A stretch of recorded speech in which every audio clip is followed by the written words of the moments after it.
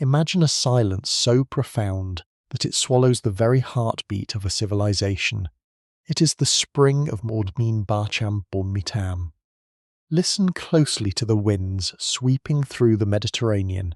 They do not carry the familiar sounds of haggling merchants, the clattering of wooden cartwheels over cobblestones, or the joyous ringing of cathedral bells. Instead, they carry an eerie, unprecedented stillness. Welcome, whispers of centuries today. We journey back to a moment when humanity faced its first entirely invisible enemy. We are standing in the once thriving maritime hub of Marseille, France, and soon we will walk the sunlit yet desolate streets of Florence, Italy. This is not a tale of swords or battlefields. This is the story of the Miasma Protocols. To understand the sheer magnitude of this historical moment, we must first unlearn modern science. Forget what you know about microbiology, bacteria, and fleas. In Mortnin Bar Bontam, the microscope is a distant dream centuries away from invention. The brilliant minds of the era, the physicians, the scholars, the learned men of the university rely on a medical doctrine that has reigned supreme for over 2 millennia, the theory of miasma. Miasma, a Greek word translating roughly to pollution or bad air, was believed to be a toxic vapour or mist-filled vkepetet particles from decomposed matter. According to the brightest medical minds of the 14th century, illness did not spread from person to person through microscope through the air itself. If the air smelled foul, it was deadly. If it smelled wheat. If it smelled sweet, you were safe. As the Black Death crept into the ports of Marseille, brought by trading ships returning from the east, it did not take long for the bustling docks to fall completely silent. The city's physicians, the Stieftofi, observed the rapid, devastating spread of the affliction, and immediately pointed to the heavens, the stars, and the wind. They believed that corrupt planetary alignment had released toxic vapours from the Earth's core, polluting the atmosphere. The defense strategy was swift, rattling odors. This was the birth of the Miasma Protocols. Close your eyes and visualize protocols. Close your eyes and visualize the transformed streets of Florence, the cradle of the early Renaissance. The wealthy, vibrant city has been locked down. The wealthy have retreated to their countryside villas, leaving the urban centre to those who cannot afford to flee. As you walk through the empty piazzas, not by the stench of decay, but by an overpowering, almost suffocating corn's cloud of perfumes and smoke. At every street corner, massive bonfires are kept burning day and night. But these are not ordinary fires. They are fueled by aromatic woods, pine, juniper, ash, and oak. People refuse to step outside without protection. The early physicians, donning thick, crude protective robes, navigate the streets like solitary ghosts, while the famous leather beak mask would not become standard until centuries later. The medical workers of Motenbar Bomitam employ their own rudimentary defences. They wrap their faces in thick cloth, soaked tightly cuts. They carry small pouches and camphor. They carry small pouches pomanders, stuffed with crushed dried rosemary, lavender, mint, and cloves.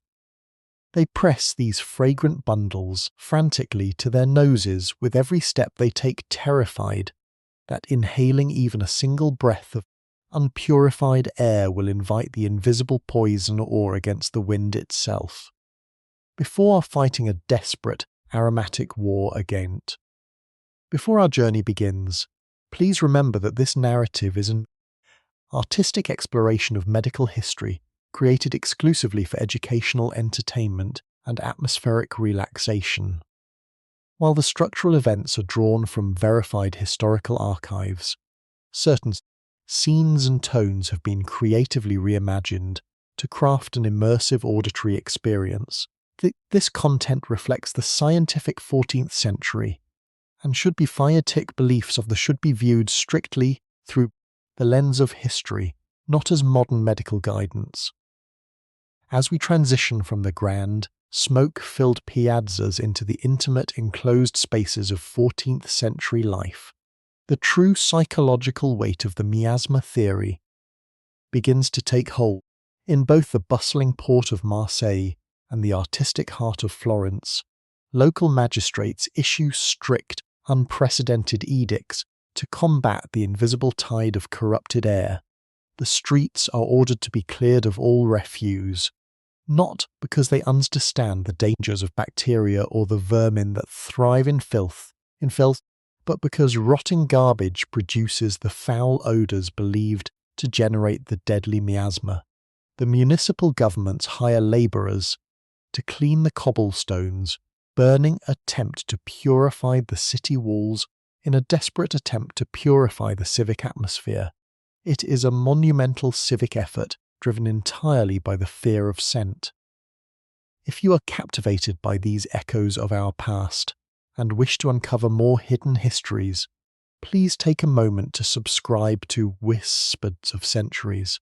Like this video, ring the notification bell, and leave a comment below sharing your thoughts on these ancient medical practices. Your support is the vital force that helps us continue to bring these forgotten atmospheric stories back to life. Stepping inside the palatial homes of the Florentine elite, the atmosphere grows even more intense and claustrophobic. Windows that once opened to let in the gentle, sunlit breezes of Tuscany are now hermetically sealed. Heavy woven tapestries and thick wooden shutters are drawn tight against the outside world. The brilliant medical minds of the era advise that the night air in particular is heavily laden hat poisonous vapours. Thus homes become dark, fragrant fortresses. The air inside these grand estates is thick, almost unbreathable, heavy with the continuous burning of expensive resins like myrrh, frankincense and amber. Wealthy families sit in near darkness, inhaling the sharp, pungent smoke, genuinely believing that these holy and expensive scents will form a protective barrier in their lungs, neutralizing the lethal corruption that lingers just outside their doors. This aromatic defense is deeply rooted in the unquestioned academic dogma of the time. The universities of Europe still revere the ancient teachings of Hippocrates and Galen, whose medical texts form the absolute of all physician training in Motbarbomtam, Mormakim. Not just something born. According to Galenic medicine, the human body is governed by 4 humours: blood, phlegm, yellow bile, and black bile. Health is achieved through the perfect balance of these humours. The miasma, characterized as hot and moist, is believed to violently disrupt this delicate internal harmony. When a person inhales the corrupted air, it supposedly travels straight to the heart and the brain, instantly corrupting the humours and destroying the body's natural defences. Therefore, every prescribed treatment revolves around counteracting this atmospheric imbalance. The protocols extend far beyond simply burning herbs. They dictate every aspect of daily life, particularly diet. Physicians issue detailed, panicked treatises advising citizens to strictly avoid open the pores or create excessive moisture in the body. As open pores would supposedly allow the miasma to penetrate the skin more easily. Bathing, a common practice in medieval Europe, is suddenly viewed with intense suspicion and fear. Furthermore, the terrified populace is instructed to consume foods categorized as cold and dry. They drink water purified with heavy doses of vinegar, chew on bitter roots, and season their meals with vast quantities of garlic, prized not just for their flavour. Spice but for their supposedly potent, air-clearing medicinal properties. The silence of the Arno River in Florence and the empty docks of Marseille is profound, broken only by the crackle of protective fires and the muffled, hurried footsteps of the few who dare to venture out. The world has shrunk to the size of a sealed room, guarded by the scent of burning pine and crushed lavender. Humanity is locked in a fierce, silent struggle, wielding flowers, smoke, and ancient philosophy against an unstoppable force of nature. While the citizens of Florence and Marseille hid behind sealed windows and clouds of incense, the greatest academic institutions of Europe were frantically attempting to intellectualize the catastrophe. The desperation for a logical explanation reached the highest echelons of power.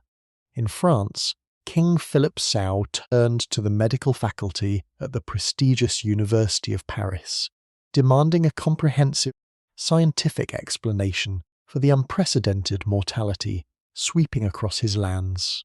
The resulting document, penned by the most revered scholars of the age, stands as a fascinating testimony in the miasma theory and its connection to the cosmos. Wick. The Parisian masters concluded, with absolute academic certainty, that the disaster had been born in the heavens. They pointed to a major astrological event that occurred 3 years prior, in rare conjunction of 3 planets, Saturn, Jupiter and Mars in the sign of Aquarius. According to their complex calculations, this celestial alignment generated immense heat and moisture, which in turn drew up noxious, poisonous vapours from the Earth's core and the deep, stagnant waters of the oceans. These vapours, they argued, were blown by violent southern winds across the continents, creating a massive, invisible cloud of miasma that slowly blanketed the Mediterranean basin. The disease, therefore, was entirely atmospheric. It was an environmental catastrophe of cosmic proportions. This official academic endorsement of the miasma theory profoundly influenced how the cities managed the crisis. It reinforced the belief that the air itself was the enemy, but battling the atmosphere was an incredibly expensive endeavour, and the Miasma Protocols starkly highlighted the deep social inequalities of the 14th century. So, the aromatic defences required to purify the air were not accessible to everyone. In the opulent palazzos of Florence, the wealthy elite burned precious exotic imported materials, wood, ambergris, musk, and pure frankincense. Their pomanders were crafted from intricately carved silver and gold, filled with the finest spices shipped from the Levant. They could afford to create a luxuriatum leveris, impenetrable olfactory shield. For the common labourers and merchants trapped in the narrow, winding alleys of Marseille's port district, survival required more desperate rudimentary measures. Unable to afford sweet-smelling resins from the east, the poorer classes turned to whatever strong-smelling substances they could find. They burned cheap pine pitch, bundles of dried rosemary gathered from the hillsides, and damp straw to create thick, choking smoke. In their desperation to overpower the supposed miasma, some even resorted to inhaling the sharp, pungent fumes of latrines or burning old leather and sulphur, clinging to the desperate logic that an incredibly foul odour might somehow counteract the deadly, sweetish smell of the corrupted air. The sensory landscape of these cities became bizarre and overwhelming. A traveller walking from the affluent districts to the poorer quarters would transition from a dense fog of holy incense to a suffocating smog of burning pitch and pungent herbs. The air was heavy, stinging the eyes and coating the throat. Yet, despite these extreme contrasting efforts, the invisible miasma seemed to penetrate every defence. The aromatic walls built by both rich and poor proved equally porous, leaving the medical community baffled and terrified. The physicians had followed the ancient texts to the letter. They had purified the air as best as medieval science allowed. Yet the silence in the streets only deepened. The invisible adversary continued its relentless march, drifting silently through the smoke and the spices, unimpeded by humanity, as fragrant armour. As the invisible miasma tightened its grip on the Mediterranean, the fundamental relationship between the healer and the patient was irrevocably shattered. In the once crowded wards of Marseille's hospices and the grand bedchambers of Florentine palazzos, the act of medical diagnosis became a terrifying dance of distance and evasion. The learned physicians of Motin-Bar-Bon-Mitam were well versed in the ancient texts, but nothing had prepared them for an enemy that seemed to weaponize the very breathing. Guided by the Miasma Protocols, doctors fundamentally altered their practices, driven by the belief that the corrupted air bubbles immediately surrounding the bodies of the afflicted, surrounding the bodies of the. Before the arrival of the Black Death, a standard medical consultation involved examining their complexion and engaging in close physical proximity. But now, crossing the threshold of a sick room was considered an act of profound peril. When a physician was summoned to a Florentine villa, they did not sit by the bedside. Instead, they stood in the doorway or remained in the open courtyard, holding a vinegar-soaked sponge or a bundle of potent herbs tightly over their nose and mouth. They demanded that the windows remain firmly shuttered to prevent the external wind from mingling with the toxic of diagnosis became distant observation. The primary method of diagnosis of servants would bring the physician a flask of the patient's urine, holding the glass vessel up to the flickering light of a torch. The doctor would study its colour clarity and sediment, attempting to read the balance of the internal humours without ever needing to touch the infected flesh. This extreme physical distancing was rooted in a deeply terrifying sub-theory of miasma, the belief in concentrated, personal corruption. Scholars like the renowned Italian physician Gentile da Foligno, who bravely penned extensive medical treatises during the outbreak before ultimately succumbing to it himself, warned that the breath and sweat of the sick were saturated with the deadly vapour. Even more chilling was the academic consensus regarding ocular transmission. Drawing upon ancient optical theories, many prominent physicians argued that the miasma could be expelled through the eyes. They theorized that a sick person, in the agony of their humoral imbalance, could project the poisonous spiritus outward through a desperate gaze. If a healthy person locked eyes with the dying, the corrupted air could travel instantaneously along the visual axis, entering the brain through the optic nerve. Thus, to look upon the sick was not merely dangerous. It was considered a direct physical invitation to the invisible poison. To combat this heavy, clinging corruption that seemed to emanate from the afflicted escalated their gullible authorities, their environmental interventions. If the miasma was characterized as a damp, putrid moisture hanging in the air, then its logical countermeasure was intense, purifying heat.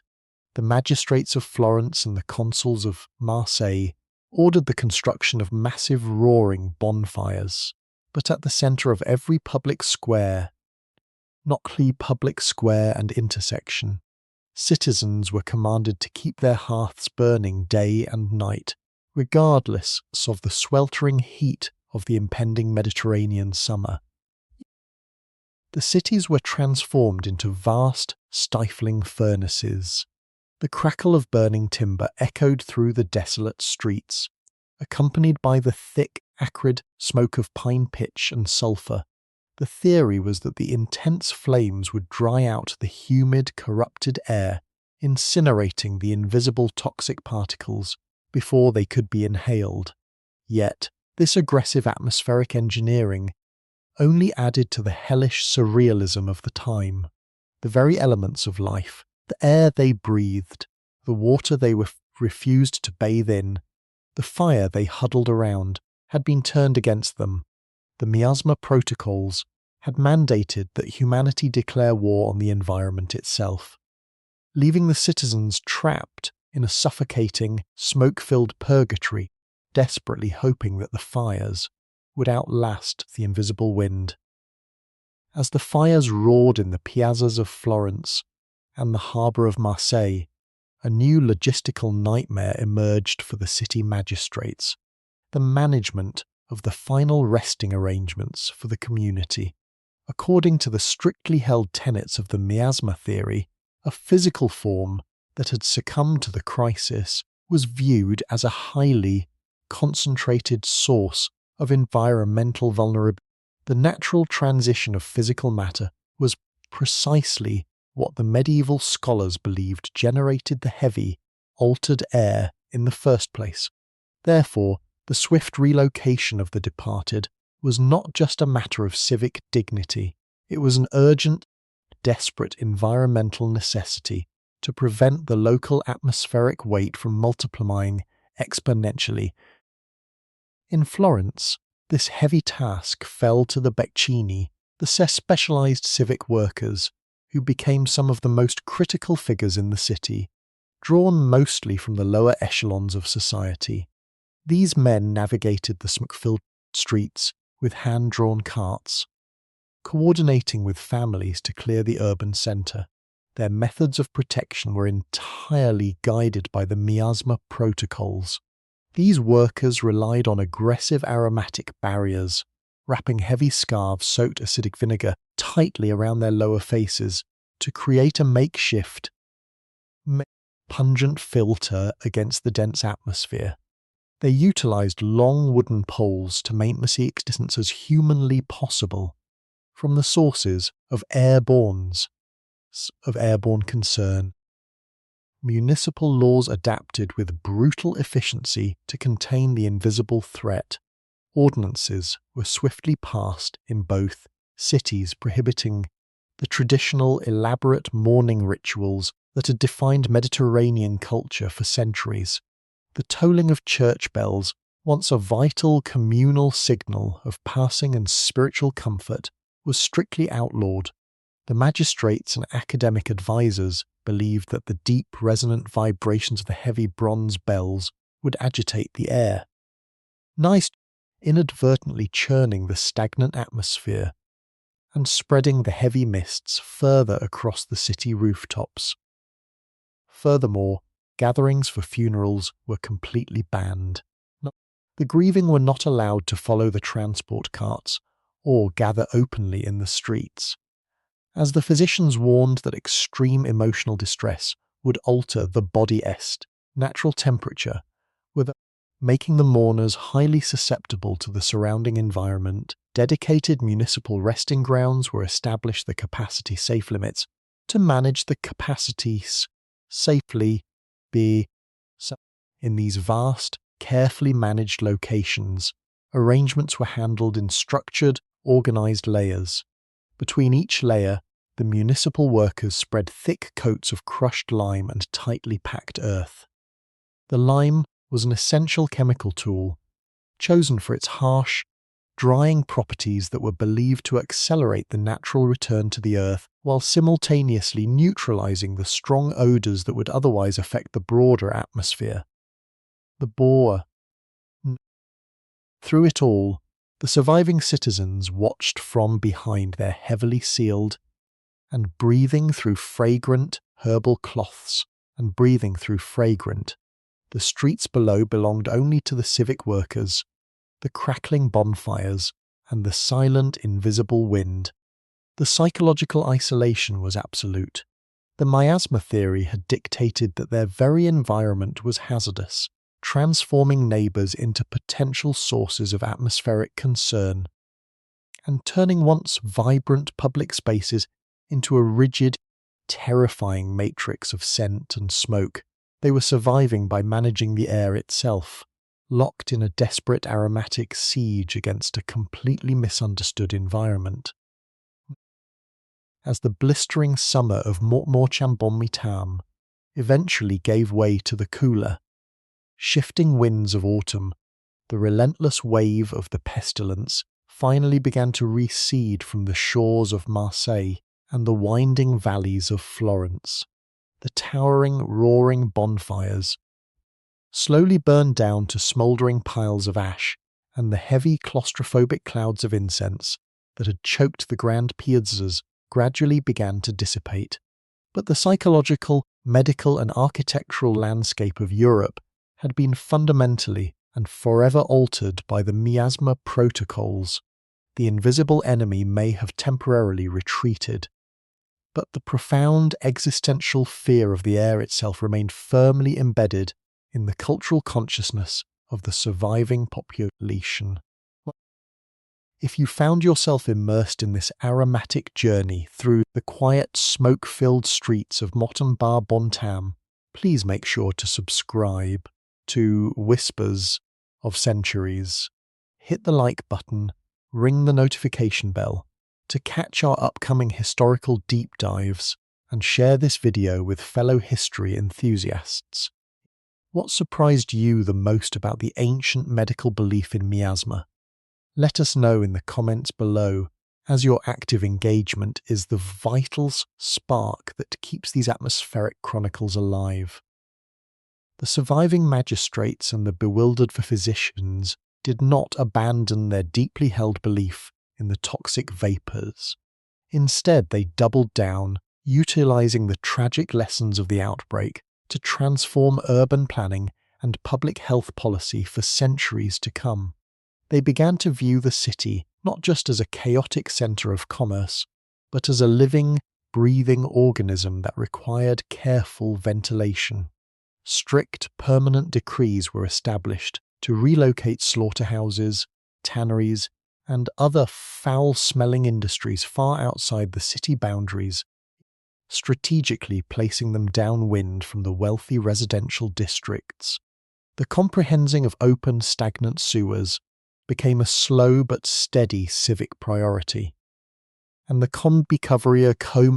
this massive infrastructural shift was driven not by any modern understanding of sanitation, waterborne pathogens, or bacterial growth, but entirely by the desperate, lingering need to eliminate the foul odours believed to breed the deadly miasma. The legacy of the miasma theory is a deeply fascinating chapter in the evolution of human knowledge. Today, standing in the bright light of modern microbiology, it is easy to look back with scientific hindsight and dismiss the burning of pine pitch and the wearing of vinegar-soaked sponges as tragic acts of futile ignorance. Yet, it is crucial to recognize that these early physicians, scholars, and municipal leaders were not acting out of mindless superstition. They were executing the most advanced, rigorously debated, and academically supported science available to them. At the time, they observed an unprecedented environmental catastrophe and responded with a logical, systematic environmental defense. The Miasma Protocols represent humanity's first truly coordinated, intellectual attempt to manage a biological crisis on a massive civic scale. The citizens of Florence and Marseille fought a phantom enemy using the only defensive weapons their era provided: fire, fragrant flora, and ancient philosophy, in their desperate, terrified struggle to purify the atmosphere and balance their internal aromas. They inadvertently laid the very rudimentary groundwork for modern urban hygiene and public health infrastructure. They established the profound realization that human health and the surrounding environment are inextricably linked, a truth that remains just as vital today as it was in the silent, smoke-filled spring of the 14th century. The toxic air eventually cleared, the heavy cathedral bells eventually rang out once more, and the cautious survivors stepped out of their sealed, fragrant fortresses, breathing in the unpurified wind as they began the monumental task of rebuilding a fractured world. This content was developed with the assistance of advanced AI tools and has been meticulously reviewed, verified, and edited by the editorial team at Whispers of Centuries, all rights reserved. Until next time, listen closely to the whispers of the past. because you never know what timeless wisdom might quietly find its way into your night. The echoes of Motnin Bar Bon Mitam resonated far beyond municipal decrees, and the relocation of tanneries, they seeped into the very intimate fabric of daily medieval life. As the immediate terror of the Black Death subsided, the survivors in Florence and Marseille were left with a deeply ingrained awareness of the invisible air that surrounded them.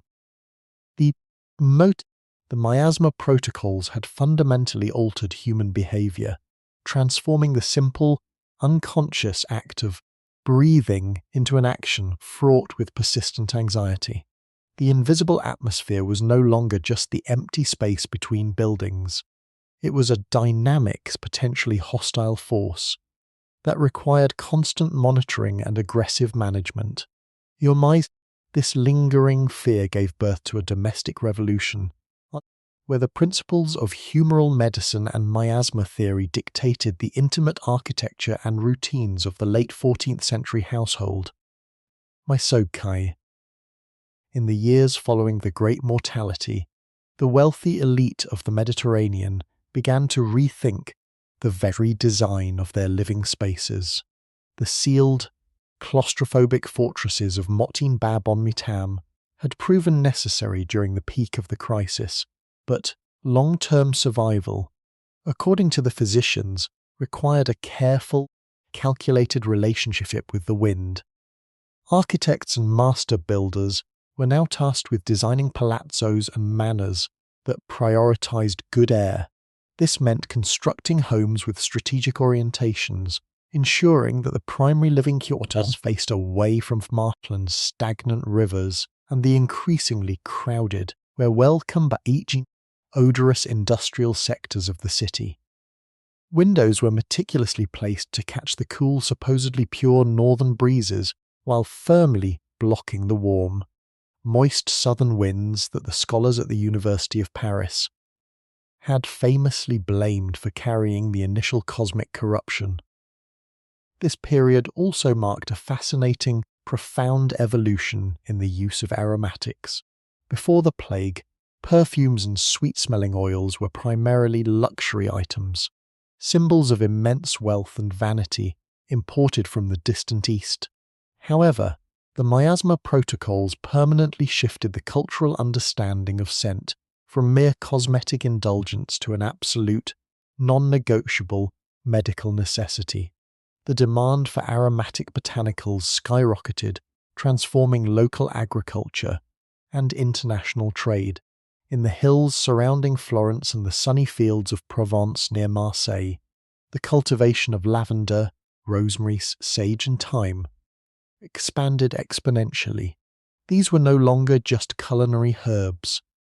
They were the essential everyday armor against the lingering threat of airborne disease. Inside the home, the management of scent became a highly structured daily ritual. The affluent households employed servants whose sole responsibility was the continuous maintenance of the domestic atmosphere. Floors were routinely strewn with freshly cut rushes, woven tightly with sweet-smelling flowers and bitter herbs. As inhabitants walked across the rooms, their footsteps would crush the botanicals, releasing a constant, protective vapor into the indoor air. Heavy tapestries and bed linens were obsessively smoked, vacapite burning woods and resins before use. The pomander, once a crude pouch of cloth used in the desperate streets of Mot Bar Bon Mitam, evolved into an intricate, highly prized piece of jewelry, crafted from filigree gold and silver. These spherical pendants were worn by both men and women, filled with complex, expensive pastes of ambergris, musk, and cloves, ensuring that a personal, portable cloud of purified air accompanied them wherever they went. Even the culinary landscape of the post-plague Mediterranean was permanently marked by the fear of miasma, the Galenic belief that diet could fortify the body against corrupted air led to a surge in the consumption of heavily spiced, intensely aromatic foods. Garlic, onions, and vinegar became dietary staples not just for the peasantry, but for the nobility. Praised by physicians for their powerful ability to cut through the heavy toxic humours of the body, the Miasma Protocols had inadvertently birthed a culture obsessed with olfactory purity. To smell sweet was to be healthy. To smell foul was to court death. The citizens of the late medieval world had survived the initial onslaught of the invisible enemy, but they would spend the next several centuries living in a heavily perfumed, several colour-play few, meticulously ventilated state of constant vigilance, forever watching the wind and guarding their breath.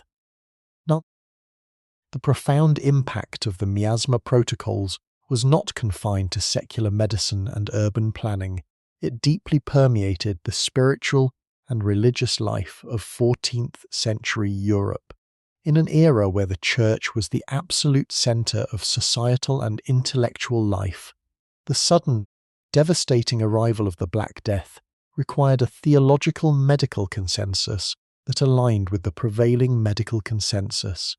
The brilliant theologians of Florence and the devout clerics of Marseille did not view the miasma theory as a contradiction to their faith. Instead, they seamlessly integrated the concept of corrupted air into their understanding of divine will. To the medieval mind, the miasma was not a random environmental accident. It was the literal, physical mechanism through which, upon a fragile, mortal, delivered mortal world. The concept of the arrows of God was a common motif in medieval religious art and literature, depicting the plague as a volley of divine projectiles striking Deo Vercepno humanity from the clouds. In Mortaine's metaphorical arrows were widely interpreted by academics and priests alike as the foul, invisible currents of the miasma. The toxic winds were seen as a breath of judgment, sweeping across the Mediterranean. Consequently, the defense against this spiritual and physical corruption required a synthesized approach with the rigorous aromatic protocols, blending devout guidelines of the Miasma Protocols. The Church, therefore, became a central battleground in this dual-fronted war, transforming its ancient spaces and daily rituals to combat the airborne terror. As you step into the grand cathedrals of Florence, or the ancient echoing basilicas of Marseille during this period, the sensory experience is overwhelming and thick with desperation. The use of incense in Catholic liturgy was a centuries-old tradition, originally intended to symbolize the prayers of the faithful, rising to the heavens and to create an atmosphere of divine mystery. However, during the height of the pestilence, the swinging of the thurible took on an urgent life or death significance. The burning of frankincense, myrrh, and benzoin was no longer just a symbolic act of worship. It was deemed a critical, defensive medical intervention. Priests and acolytes swung the heavy brass censers with unprecedented vigour, filling the vaulted naves and echoing cloisters with thick, suffocating clouds of holy smoke. They genuinely believed that these expensive sacred resins possessed the unique dual ability to cleanse the soul of sin and the atmosphere of the deadly miasma. The religious orders of the time, particularly the monks and nuns who resided in enclosed monasteries, played a crucial practical role in the aromatic defense of their respective cities. Monasteries had long maintained physic gardens, meticulously curated botanical plots where medicinal plants were grown for the treatment of local, everyday ailments. With the widespread implementation of the Miasma Protocols, these tranquil, cloistered gardens were rapidly repurposed into vital, high-yield agricultural arsenals. The monks overlooking the ports of Marseille and the friars nestled in the Tuscan hills worked tirelessly to cultivate protective flora dictated by the university physicians. Rue, sage, mint, and lemon balm were harvested by the bushel, dried under the Mediterranean sun, distributed to the terrified, isolated populace. These monastic communities became the primary suppliers of the herbal ammunition needed to fight the invisible war. They distilled potent floral waters, pressed pungent oils, and crafted complex herbal unguents, providing a physical aromatic shield for those who sought their aid. The sanctuary of the church was thus entirely redefined. It was no longer just a place of spiritual refuge. The heavily perfumed, incense-filled air of the cathedral offered a literal, physical sanctuary from the corrupted winds outside. The faithful gathered within these heavy stone walls, inhaling the pungent, holy smoke, finding immense psychological comfort in the belief that the combined forces of medicinal botany, academic science, and divine grace could somehow purify the breath of the world and hold back the silent, devastating tide of the corrupted air. As the initial shock of Montbar Bontam began to settle into a grim historical reality, the greatest academic minds across the Mediterranean realized that their ancient medical texts required profound, urgent expansion. The Greek and Roman foundational works of Galen and Hippocrates, while still revered as the absolute pillars of medical science, had not provided sufficient defense against an unprecedented magnitude. This realization triggered a massive wave of academic writing. Physicians, scholars, and university masters across Italy and France began authoring a new genre of medical literature known as the Tractatus treatises.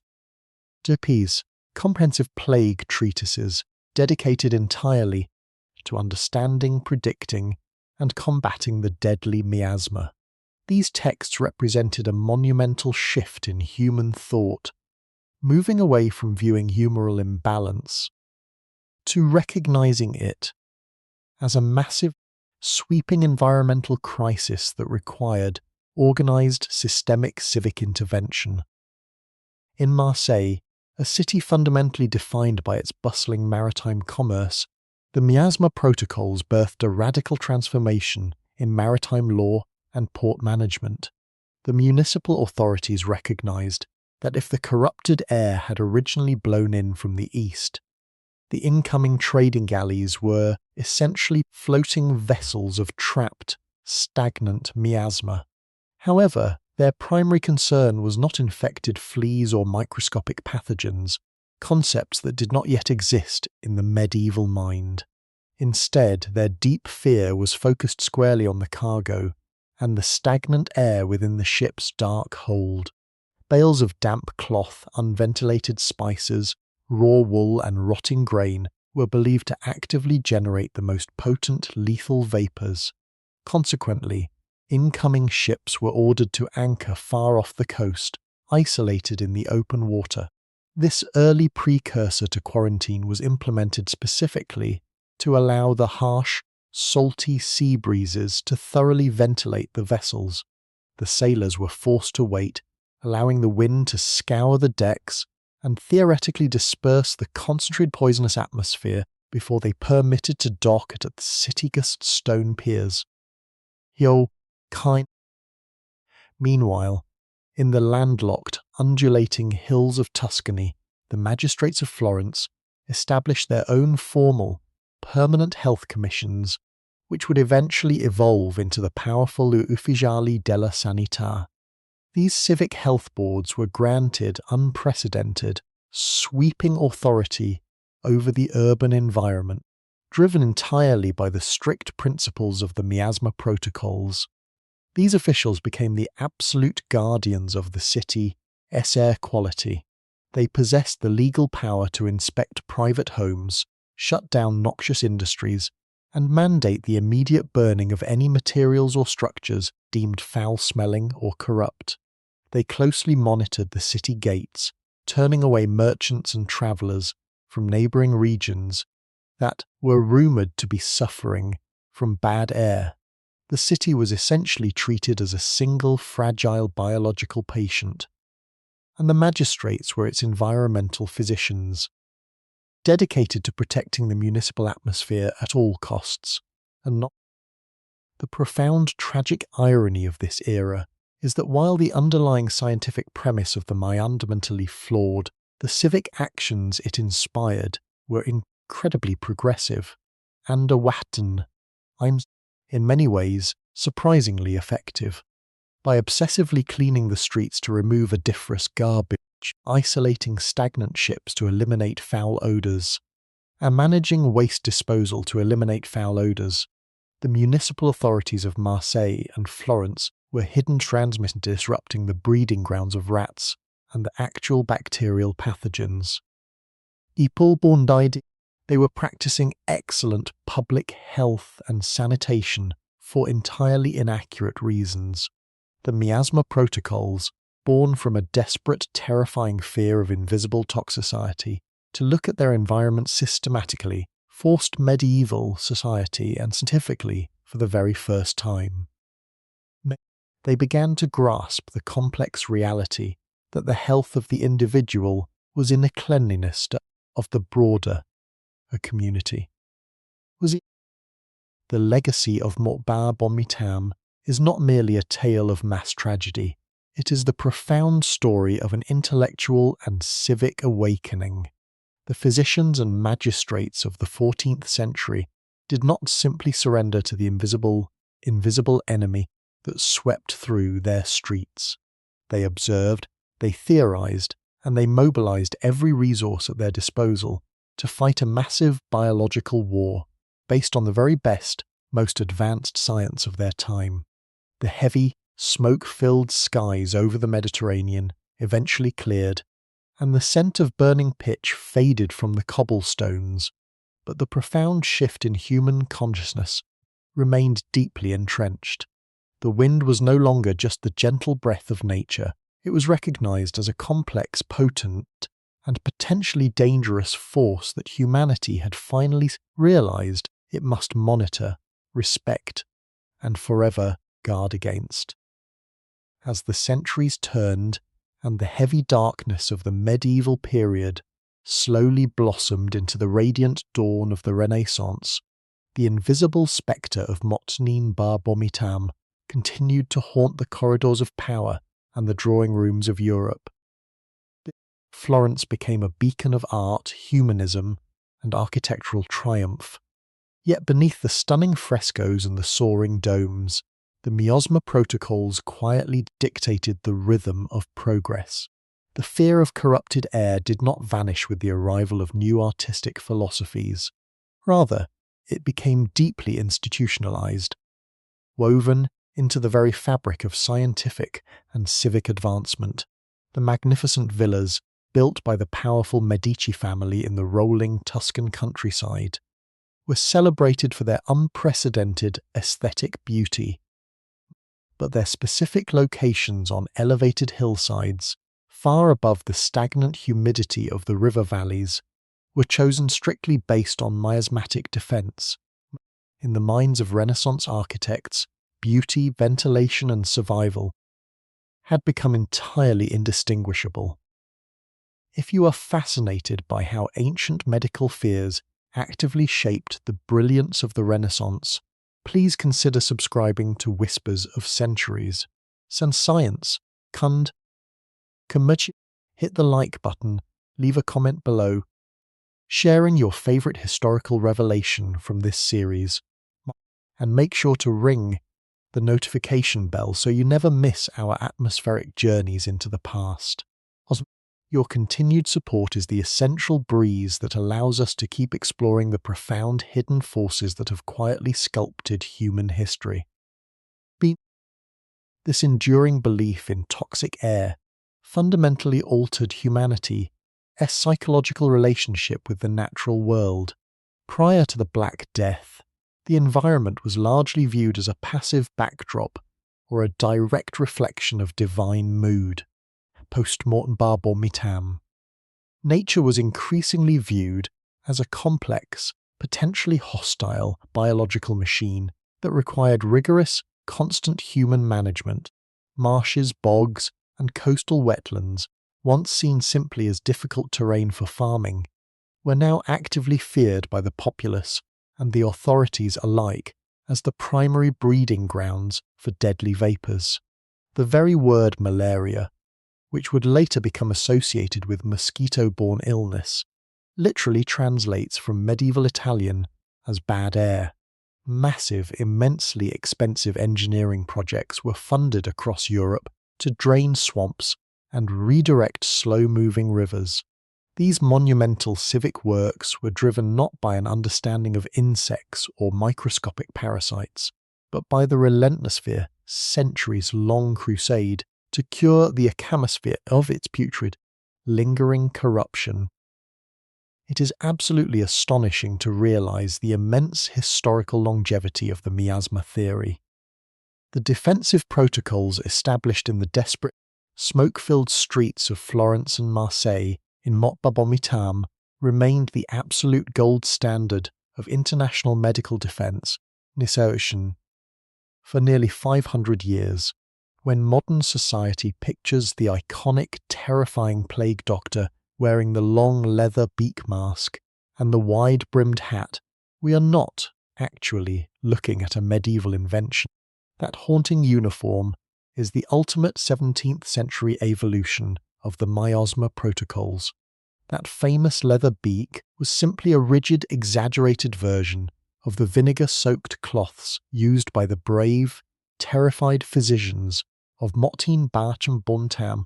It was meticulously designed to hold a massive, concentrated quantity of aromatic flowers, camphor, and dried spices right beneath the physician's nostrils, acting as a powerful physical filter against the corrupted wind.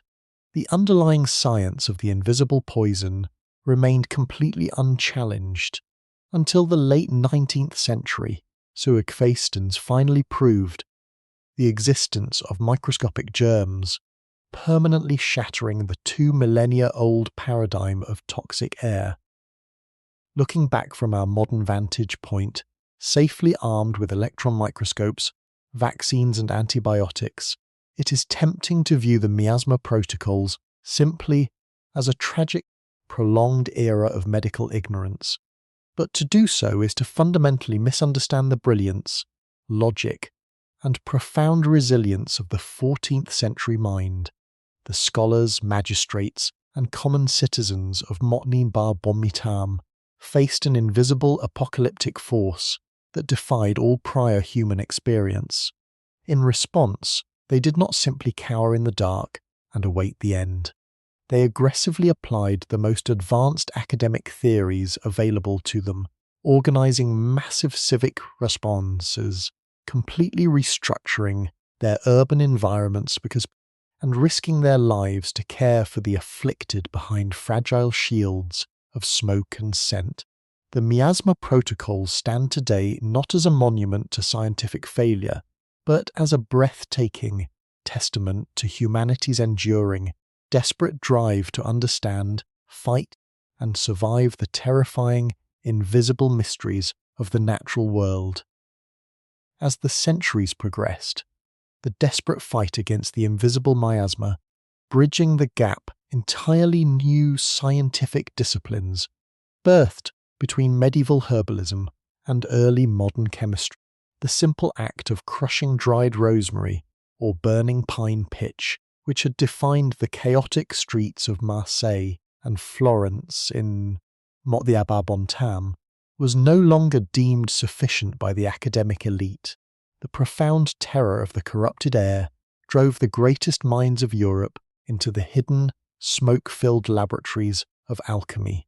Alchemists, traditionally obsessed with the transmutation of base metals into gold, redirected their immense intellect toward a much more urgent life-saving goal. And the ultimate absolute purification of the atmosphere. They sought to distill the very essence of nature's detransitioning from crude botanical, burning to the sophisticated extraction of volatile spirits.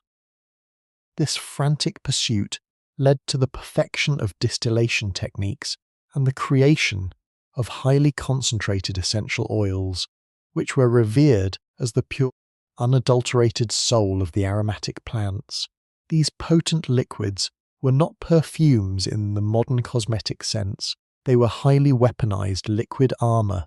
Wealthy citizens and cautious physicians carried small, intricately blown glass vials of these distilled essences, dabbing them fiercely on their temples, wrists, and the thick, protective collars of their cloaks before daring to step into the public squares. The prevailing medical belief was that the extreme concentration of these good vapours would create an impenetrable, localized atmospheric shield around the wearer, vigorously repelling the heavy, corrupting influence of the miasma. The streets of the post-plague world, therefore, were characterized by an intense, overwhelming collision of scents, where the sharp, medicinal tang of distilled camphor and cloves constantly battled against the ever-present, underlying stench of urban decay. Furthermore, the psychological dependence on these aromatic defenses cannot be overstated. The Miasma Protocols had fundamentally trained generations to associate specific pungent smells directly with safety and survival. To walk outside without a silver pomander or a vial of distilled botanical essence was considered not just physically reckless, but akin to walking into a battlefield entirely defenseless. The constant reassuring presence of scent provided a crucial tangible comfort in a world dominated by an invisible arbitrary killer. People reflexively clutched their aromatic amulets during sudden unexpected gusts of wind, inhaling deeply to reassure themselves that their personal, purified atmosphere remained intact. The fear of the air was so deeply internalized that the sudden absence of these protective scents would trigger genuine, widespread public panic, as a scentless breeze was automatically assumed to be a lethal one. This obsession with atmospheric purity extended to the absolute highest courts of Europe. Royal palaces and grand chateaux were transformed into colossal, meticulously managed olfactory fortresses.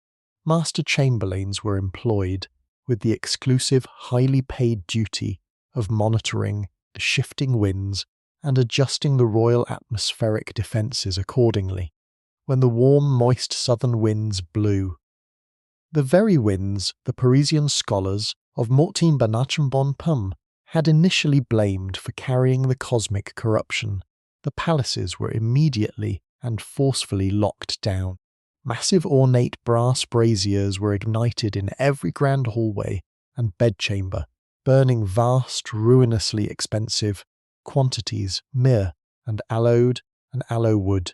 The monarchs of the era lived their lives enveloped in a perpetual, thick cloud of holy smoke, genuinely believing that their carefully curated royal breath was the only thing standing between their grand dynasties and absolute biological annihilation. Yet, despite these grand alchemical innovations and the staggering immeasurable wealth poured into atmospheric defense, the fundamental truth of the disease remained entirely obscured. They were fighting a magnificent, highly sophisticated, and incredibly fragrant war against the wrong enemy altogether. The true vectors of the devastation, the microscopic bacteria, and the silent, parasitic fleas that thrived in the very fabric of medieval life, remained completely undetected, flourishing in the warm shadows cast by the roaring, purifying fires. The Miasma Protocols, in all their complex alchemical glory, highlight the profound of human ingenuity, misdirected by a fundamentally flawed premise. They stand as a haunting historical reminder of how deeply a civilization can dedicate itself to a logical, scientifically endorsed defense, even when the foundational science is nothing more than a phantom written on the wind. As the medical consensus hardened around the miasma theory, the economic foundations of both Florence and Marseille faced an unprecedented catastrophic restructuring. The Miasma Protocols while designed to save lives, inadvertently triggered a colossal financial crisis. By fundamentally altering the perceived value and safety of everyday commodities, so in the bustling markets of the 14th century, the invisible air had suddenly become the ultimate arbiter of wealth and ruin. The prevailing scientific belief dictated that certain materials were inherently more susceptible to absorbing trapping and later releasing the corrupted vapours. And this categorization was not based on modern concepts of surface transmission, but purely on the physical texture and porosity of the goods. Metals, glass and polished stones were generally deemed safe, believed to be too cold and hard to absorb the deadly miasma. However, organic porous materials, the very lifeblood of the Mediterranean economy, were viewed with intense, paralyzing suspicion. This belief struck at the very heart of Florence's immense wealth, which was built almost entirely della lana, the immensely powerful wool. Burgill Wool Guild, the magnificent, heavy woolen textiles that had made Florence the and manufacturing capital of Europe, were by civic health magistrates as dangerous sponges for toxic air. The Sobmis Tutvetting, a bale of raw wool arriving from the countryside or a finished dyed cloak, were no longer just a unit of market, was no longer just a biological weapon. It was a suspected biological weapon, capable of secretly harbouring trapped, lethal breath and releasing it into the narrow city streets. Consequently, the Florentine magistrates implemented draconian economic protocols. Immense quantities of valuable textiles, silks and animal furs were outright confiscated by the newly formed health boards and subjected to rigorous mandatory airing periods, often hung from the high stone windows of the Palazzo Vecchio, or spread across the open courtyards of specialized quarantine stations. If a merchant or an artisan fell ill, their entire inventory was immediately dragged into the public squares and incinerated. The skies above the Arno River were frequently choked not just with the protective smoke of burning pine, but with the thick, foul-smelling ash of burning fortunes. The sheer economic devastation of watching thousands of florins worth of exquisite, painstakingly crafted fabric being reduced to cinders in the name of atmospheric purification left an indelible, traumatic scar on the merchant class. Meanwhile, in the vibrant port of Marseille, cyber protocols completely upended international maritime trade. The harbour authorities became obsessed with the concept of corrupted cargo, who were code, and it was not enough to simply anchor ships in the open bay. The goods themselves had to be aggressively treated before they could breach the city walls. A new, highly specialized class of municipal workers emerged to handle this terrifying task, the expurgators or air purifiers. These individuals, swathed in heavy canvas and reeking of harsh, acidic vinegar, were tasked with boarding the isolated vessels and chemically treating the cargo. They rigorously washed imported gold and silver coins in boiling vinegar, smoked bales of cotton vaekep, choking sulphur and pitch, and forced crews to unroll every length of imported silk to expose it to the harsh, scouring coastal winds. The financial burden of this continuous aromatic war was astronomical. As the demand for protective botanicals and purifying agents skyrocketed across the Mediterranean basin, the price of everyday spices, medicinal herbs and sacred resins reached unprecedented, extortionate heights. Apothecaries and spice merchants, who controlled the vital, heavily guarded supply of frankincense, mere camper-staggering overnight fortunes. This accumulated specie, their trade suddenly elevated to matters of civic survival. The aromatic barrier that separated the living from the dead, of extreme social inequality.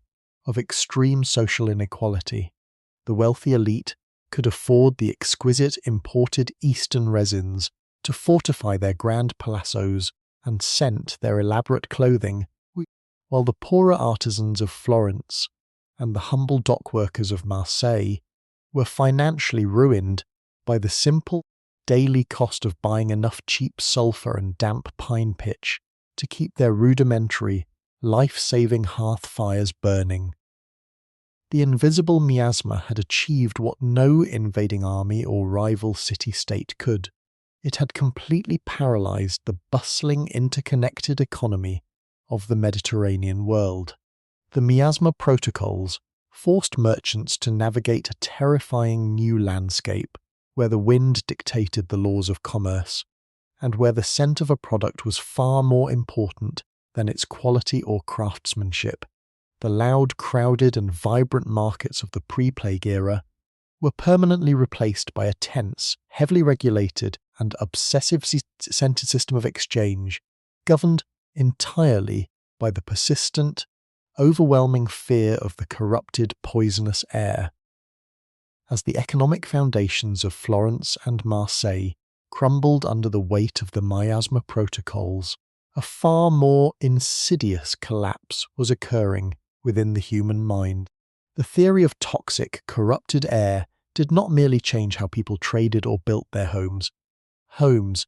It fundamentally destroyed the concept of community. In a society where the invisible atmosphere was the undisputed harbinger of death, the very act of exhaling became a weaponized threat. The psychological toll of living under the constant, suffocating dread of the miasma bred a profound and paralyzing paranoia that seeped into every human interaction.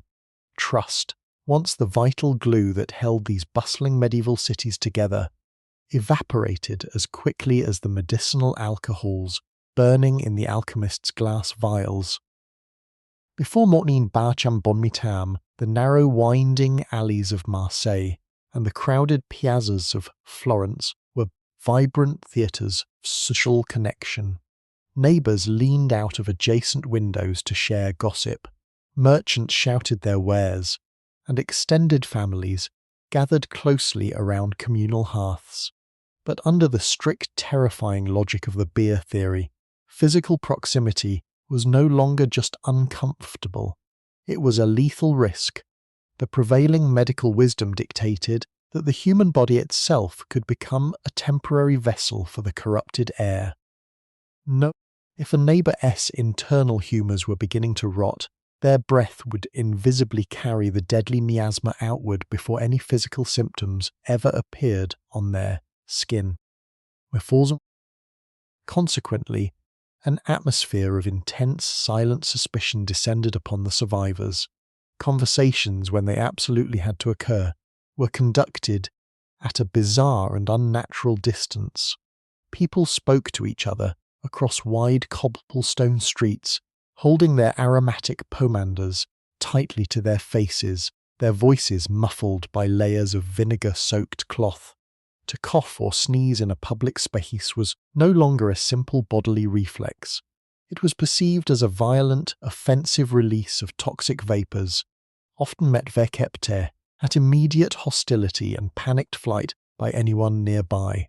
The profound tragedy of this era forced humanity to view their fellow citizens not as brothers and sisters, suffering through a shared catastrophe, but as active, walking sources of airborne poison. This socially destructive paranoia was deeply exacerbated by the olfactory divide that had split the population, because the elite and the university-educated physicians firmly believed that foul odours generated the disease. Poverty itself was suddenly criminalised as an acute public health hazard. The labouring classes, the tanners, the dyers, the butchers and the street sweepers could not afford the expensive, sweet-smelling resins from the Levant. They smelled of sweat, heavy labour, cheap garlic, and the pungent sulphur they burned in a desperate attempt to purify their cramped quarters. To the heavily perfumed nobility and the civic magistrates, this natural scent of poverty was terrifyingly indistinguishable from the deadly miasma itself. As a result, the wealthy elites began to aggressively segregate themselves from the lower classes, driven not just by traditional aristocratic snobbery, but by a genuine, scientifically endorsed terror of the air the poor breathed. High stone walls were erected, and private heavily guarded courtyards became the only spaces where the nobility felt safe enough to lower their aromatic shields. In Florence, strict sumptuary laws and health edicts were occasionally bent to ensure that the wind blowing from the poorer barriers was physically blocked by architectural barriers. The concept of empathy was smothered by the desperate instinct for self-preservation. When the magistrates ordered the sick to be boarded up inside their homes, sealing the doors and windows to trap the corrupted vapours inside, they did so with the cold, culpa canny absolute conviction that sacrificing the few was the only logical way to protect the municipal atmosphere for the many. The citizens of the late medieval world had become prisoners of the wind. They watched the weather with obsessive, terrified vigilance. A still, humid day bred suffocating panic, as they believed the heavy, stagnant air was pooling the poisonous vapours in the low-lying streets. Yet, a strong, gusting wind was equally terrifying, as it might be carrying a fresh, invisible wave of corruption from a distant, unseen plague pit. Humanity was trapped in a perpetual state of hypervigilance, fighting a psychological war against the very elements that sustained life. The Miasma Protocols had not only mandated the burning of herbs and the sealing of windows, they had fundamentally rewired the human spirit, teaching an entire civilization to fear the most basic, vital necessity of existence, their next breath. As the immediate catastrophic wave of Motnin Bar Bomitam slowly transformed into a persistent, generational reality, the academic institutions of Europe recognized the need to codify their atmospheric defenses into everyday law. The great medical faculties of Montpellier, Paris, and Bologna did not abandon the miasma theory in the face of its apparent failures. Rather, they doubled down, refining it with terrifying specificity. They began to aggressively publish and distribute a new wave of medical literature known as the Regimen Sanitatis, or Rules of Health. These were not merely suggestions for healthy living. They were strict, comprehensive survival manuals dictated entirely by the fear of corrupted air. The Miasma Protocols thus evolved from emergency municipal decrees into rigid, highly personalized rules that governed the most intimate, mundane aspects of human biology, right down to how a person was permitted to sleep. In the medieval medical paradigm, sleep was viewed as a deeply vulnerable state, a time when the body is natural, waking defenses were entirely relaxed, and the pores of the skin were dangerously wide open, because the miasma was believed to be a stealthy, creeping vapour that often thickened under the cover of darkness. The act of going to bed became fraught with elaborate, protective rituals. The Regimen Sanitatis explicitly warned citizens against the lethal dangers of the night air. Bedroom windows were to be sealed with thick wax, and the heavy bed curtains of the wealthy were drawn tightly shut, effectively creating a stifling, miniature fortress within the already sealed home. But the protocols went even further, dictating the very posture of the sleeper. Physicians strictly forbade sleeping on one S back. To sleep facing the ceiling would cause the mouth to naturally fall open, providing a direct, unobstructed tunnel for the toxic wind to travel straight down the windpipe and into the heart. Instead, citizens were instructed to sleep exclusively on their sides, which was believed to offer a natural, labyrinthine filter against, through Vergund, the heavy, poisonous particles of the atmosphere. Yet, perhaps the most fascinating and psychologically devastating aspect of these new medical regimens was the strict regulation of human emotion. According to the foundational texts of Galenic medicine, the mind and the body were inextricably linked by the four humours. Emotions were not simply ethereal feelings, they were powerful physical forces that directly altered the body's internal temperature and moisture levels. The university masters argued that intense fear, profound grief, or sudden anger violently heated the blood and yellow bile. This sudden internal heat would cause the body's pores to expand rapidly, completely neutralizing any external aromatic defenses in the sat, actively drawing the surrounding miasma deep into the flesh. Therefore, to be terrified of the plague, or to openly mourn the loss of a loved one, was considered a reckless, physically dangerous act that practically guaranteed infection. Physicians consequently prescribed forced cheerfulness as a literal, vital medical intervention to combat the oppressive, invisible weight of the corrupted air. The health manuals with pleasant citizens to surround themselves with pleasant distractions. They were ordered to listen to harmonious lute music, gaze upon beautiful paintings, walk slowly through fragrant enclosed gardens, and engage only in light, joyful conversation. The magistrates and doctors genuinely believed that maintaining a state of stoic calm and artificial happiness would keep the body cool, dry, and physically sealed against the toxic environment. It was an astonishing, paradoxical prescription. Amidst the most horrific, devastating biological catastrophe in human history, the surviving population was medically ordered to remain cheerful. The psychological strain of this emotional regulation is almost impossible to fully comprehend today.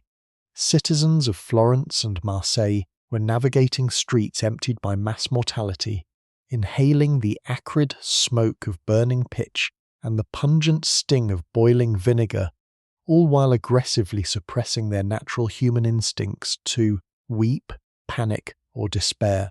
They were forced to police their own minds, terrified that a single moment of profound sadness or a sudden spike of anxiety would open their biological doors to the deadly wind. More, the miasma theory had achieved total, absolute colonization of human existence. It dictated the architecture of their cities, the rhythm of their commerce, the scent of their clothes, the posture of their sleep, and finally, the very boundaries of their grief. Humanity was locked in a silent, desperate performance of joy, smiling weakly through a heavy fog of incense, fighting a relentless war against the air, by attempting to control the very beat of their own hearts. As the decades slipped past the initial horrors of Motnin Bar Bontam, the Miasma Protocols began to infect another crucial pillar of the medieval world, the flow of information. If a bale of wool or a breath of wind could harbour the invisible, deadly vapours, the scholars and magistrates soon realised that there was another, far more insidious vector travelling across the continent: the written word. In an era where communication relied entirely on physical parchment, ink, and the weary hands of travelling couriers, the simple act of receiving a letter from a distant city became a moment of acute, terrifying peril. The paper itself, porous and fibrous, was academically categorized as a highly dangerous material, completely capable of absorbing the corrupted breath of the sender and trapping the toxic miasma within its very folds. Consequently, a completely new and bizarre civic ritual was born at the gates of Florence, Marseille, and eventually a major city in Europe: the aggressive, systematic fumigation of them. Couriers arriving from regions suspected of harbouring the bad air were not simply allowed to hand over their satchels. They were stopped at the heavily guarded quarantine borders, where designated municipal purifiers awaited them with long iron tongs and smoking braziers. Every single letter, diplomatic dispatch, and merchantess ledger was subjected to be preclesics before it could cross the city process, or it could cross the threshold. The paper was pierced repeatedly with sharp awls or deeply slit with knives to ensure the purifying agents could penetrate every hidden layer. Then the letters were held over roaring fires of damp straw, harsh sulphur, and pungent rosemary, smoked until the parchment was severely browned and reeked of the medicinal flames. Only after this intense scorching baptisms was the correspondence deemed safe to read. The physical letters that survive from this era bear the literal, visual scars of the miasma theory. To hold a 14th or 15th century plague letter is to hold a piece of history that has been slashed, burned, and soaked in harsh vinegar, a fragile testament to a time when reading the news from a neighbouring town was considered a potential act of biological suicide.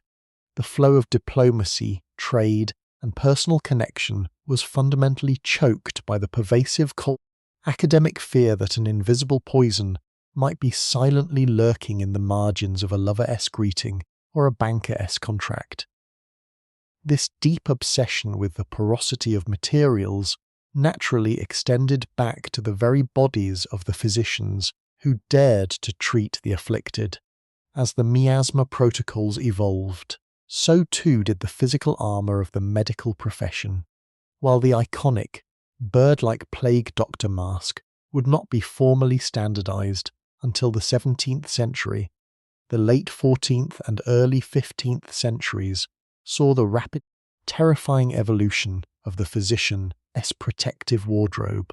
The heavy, rudimentary canvas robes that had first appeared during the crisis of Bedtime became thicker, more elaborate, and entirely encompassing.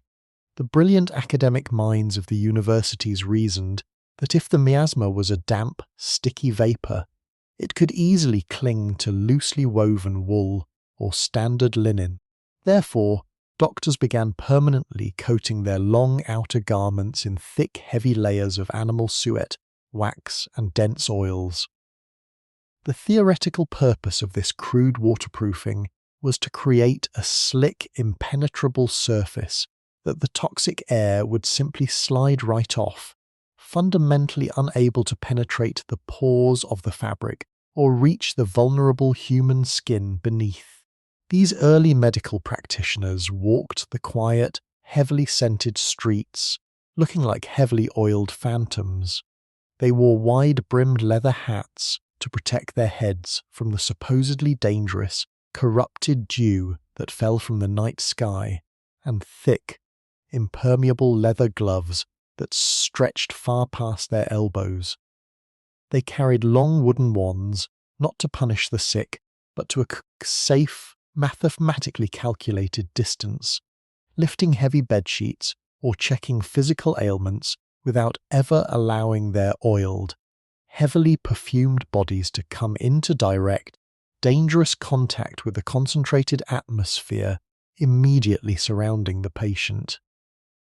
The trusted physician, once a traditional figure of intimate comforting, bedside touch, had been entirely transformed by the inflexible logic of the Miasma Protocols into a distant, dun, terrifying and deeply alienated figure. They were wrapped in stiff wax, hidden behind vinegar-soaked cloths, and surrounded by a permanent, choking cloud of burning botanicals. Humanity was constantly adapting its tools, its daily clothing, and its very modes of vital and endless war to locked-in and exhausting outmaneuver the very air it breathed. As the terrifying reality of the Black Death settled into a recurring, generational nightmare, a profound and quiet revolution began to take root within the hallowed halls of European universities. For over a millennium, medical science had been fundamentally retrospective. The brilliant scholars of Paris, Bologna, and Montpellier had been trained to look backward, searching the ancient revered texts of Galen, Hippocrates, and Aristotle, with absolute, unquestionable answers to human suffering. But the devastating failure of the Miasma Protocols to completely halt the great mortality of Tam fractured this ancient academic foundation. The invisible corrupted air had bypassed their most potent botanical shields and defied their most rigorous astrological calculations. This monumental failure forced the surviving medical community to do something entirely unprecedented. They stopped looking solely at the past and began, with terrified urgency, to carefully observe the present. Driven by the absolute necessity to understand the behavior of the toxic winds, the magistrates of Florence and systematic civic data collection in human history. If the miasma was an environmental phenomenon, they reasoned, then its patterns must be observable and mathematically quantifiable. City officials began obsessively recording the exact direction of the wind, the daily temperature, and the shifting humidity levels, desperately trying to correlate the weather with the rising death tolls in specific neighborhoods. They mapped out the outbreaks, drawing crude early epidemiological charts that tracked the path of the bad air as it supposedly drifted from the crowded, foul-smelling port districts into the elevated, wealthy suburbs. They were no longer just reading philosophy. They were actively compiling massive, localized biological databases of environmental and biological information. Although they were meticulously tracking the wrong culprit, the wind instead of the rat flea, this desperate, miasma-driven data collection inadvertently birthed the foundational principles of modern epidemiology and public health surveillance. This shift towards empirical observation dramatically elevated the societal status of a previously humble profession, the apothecary. Before the arrival of the invisible poison, apothecaries were largely viewed as simple tradesmen, mere mixers of common herbs and basic ointments. But under the intense daily pressure of the Miasma Protocols, the apothecary shop was transformed into the most vital, cutting-edge scientific laboratory in the city.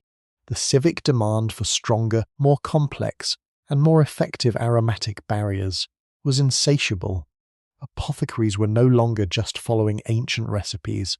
They were actively experimenting to combining rare, imported caustic botanicals, caustic minerals, and highly distilled alchemical spirits in a frantic arms race against the atmosphere. The ultimate manifestation of this aromatic arms race was the resurgence and immense modification of theriac, an ancient, incredibly complex medical concoction that sometimes contained over 70 opium rare spices and even the dried flesh of vipers. During the post-plague era, the formulation of theriac became a highly regulated, deeply solemn civic event, overseen by government officials and university masters.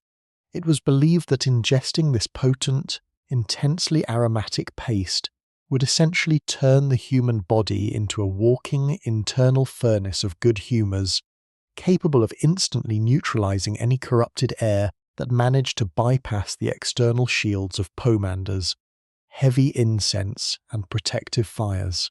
The apothecaries who successfully compounded these complex defensive formulas became incredibly wealthy and highly respected pillars of the key community, standing alongside the elite physicians and civic magistrates as the primary architects of urban survival.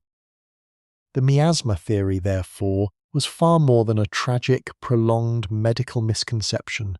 It was the intense, terrifying crucible in which modern scientific inquiry was slowly forged.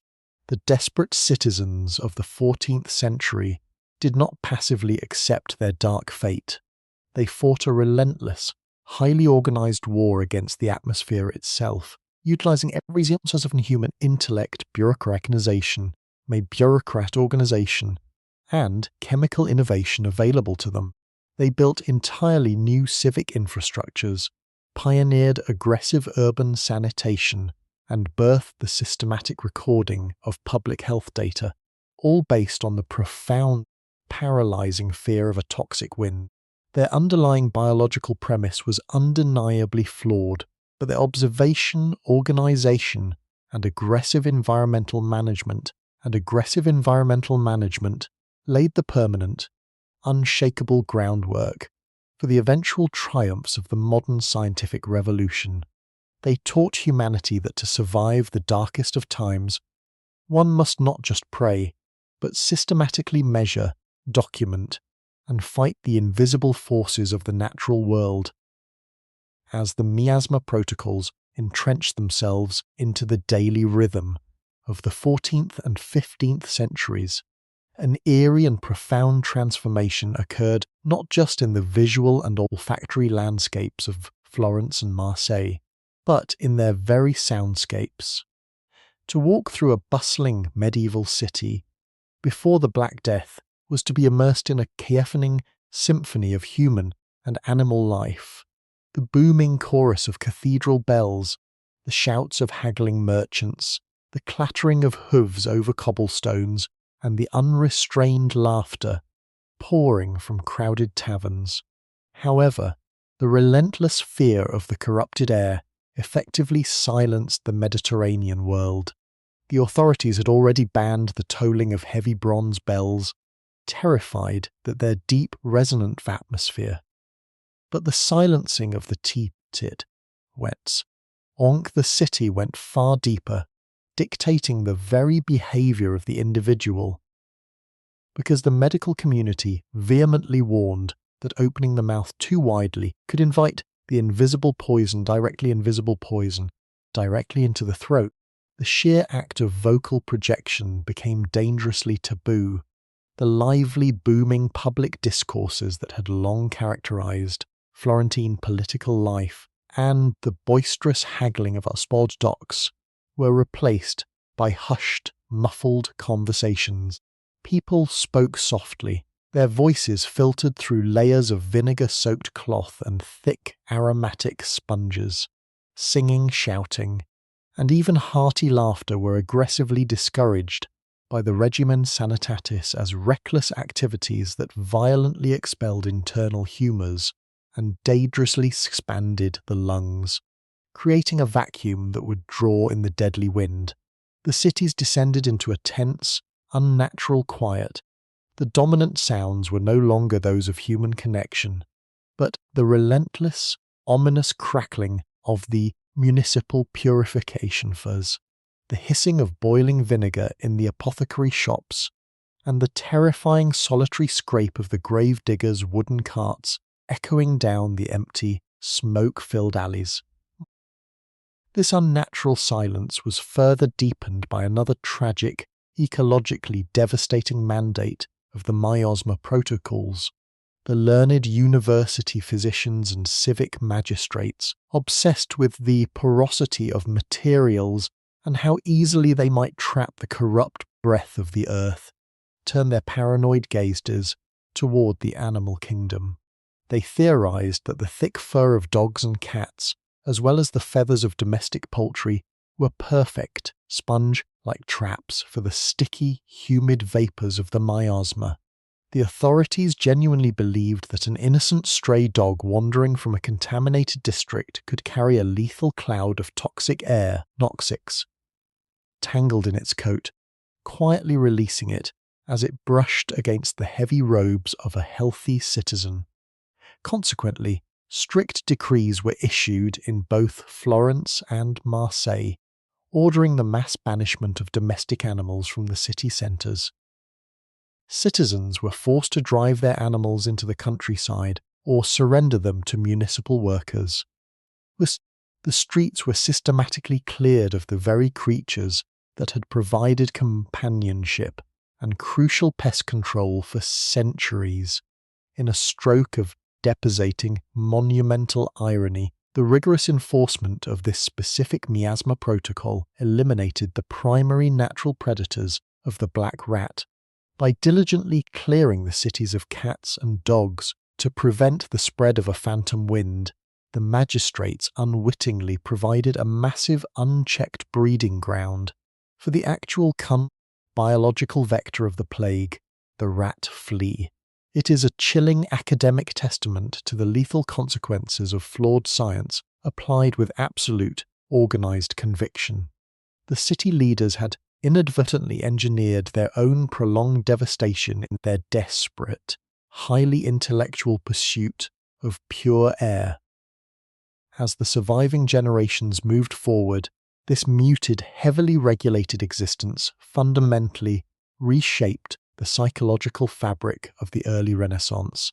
Then, the acute, blinding terror of bonfires slowly crystallized into a chronic, normalized state of hypervigilance.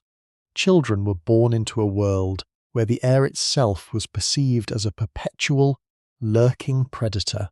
They were taught from their very first steps to mistrust the wind, to clutch their herbal amulets whenever the breeze shifted, and to view the natural environment as a complex machine that needed to be aggressively managed rather than peacefully inhabited. The miasma theory had ceased to be merely a medical hypothesis. It had become an inescapable, deeply ingrained cultural philosophy of survival. Humanity had learned to live in the quiet, heavily scented shadows, forever listening for the invisible footsteps of the corrupted air, entirely unaware that the true, microscopic enemy was quietly multiplying in the dark rat-infested undisturbed they had left perfectly undisturbed. The far-reaching tentacles of the Miasma Protocols eventually breached the boundaries of physical medicine and urban engineering, leaving a permanent and profound mark on the literary and intellectual movements of the early Renaissance. In Florence, the cradle of humanism, the devastating psychological trauma of bonfires inspired a radical shift in how writers and philosophers explored the human condition. The absolute pinnacle of this literary transformation was Giovanni Boccaccio's masterpiece, the Decameron. Written in the immediate wake of the initial outbreak, the entire frame narrative of the book is directly shaped by the rigid guidelines of miasmatic defense. The story follows a group of 10 young Florentine elites smoke-choked streets of the city in a remote countryside villa, establishing their own highly structured regimen of survival based on the very best science of their time. Boccaccio's characters do not merely run away, they construct a highly controlled, deeply intentional lifestyle, designed explicitly to insulate their bodies from the toxic, corrupted air. Surrounded by the gentle, elevated breezes of the Tuscan hills, far removed from the stagnant, putrid atmosphere of the urban plague pits, they create a world of forced isolation and structured cheerfulness. Or, in strict accordance with the Red University physicians, the young nobles explicitly ban any convention occurring back within the city walls. The lit walls. They forbid the introduction of any external news that might trigger profound sorrow or sudden panic, fully aware that such intense negative emotions would heat their internal humours, open their pores, and make them fatally susceptible to the invisible poison. Instead, they spend their days telling witty, singing melodic songs, and walking through manicured, heavily scented gardens, meticulously engineering an artificial state of joy to serve as a vital psychological shield against the deadly wind. This literary development perfectly mirrored a massive cultural paradigm shift that was occurring across the Mediterranean world. But the absolute inability of traditional medicine to halt the invisible enemy bred a deep, structural skepticism toward authority, yet it did not destroy the foundational belief in the miasma theory itself. Instead, it inspired a profound, widespread desire for individual agency in matters of health. People began to take the Miasma Protocols into their own hands, creating a booming market for vernacular medical texts, known as plague books. These were essentially self-help manuals, written not in the complex academic Latin of the universities, but in everyday Eliot and French, allowing ordinary merchants, artisans, and literate households in Florence and Marseille to actively manage their own domestic environments.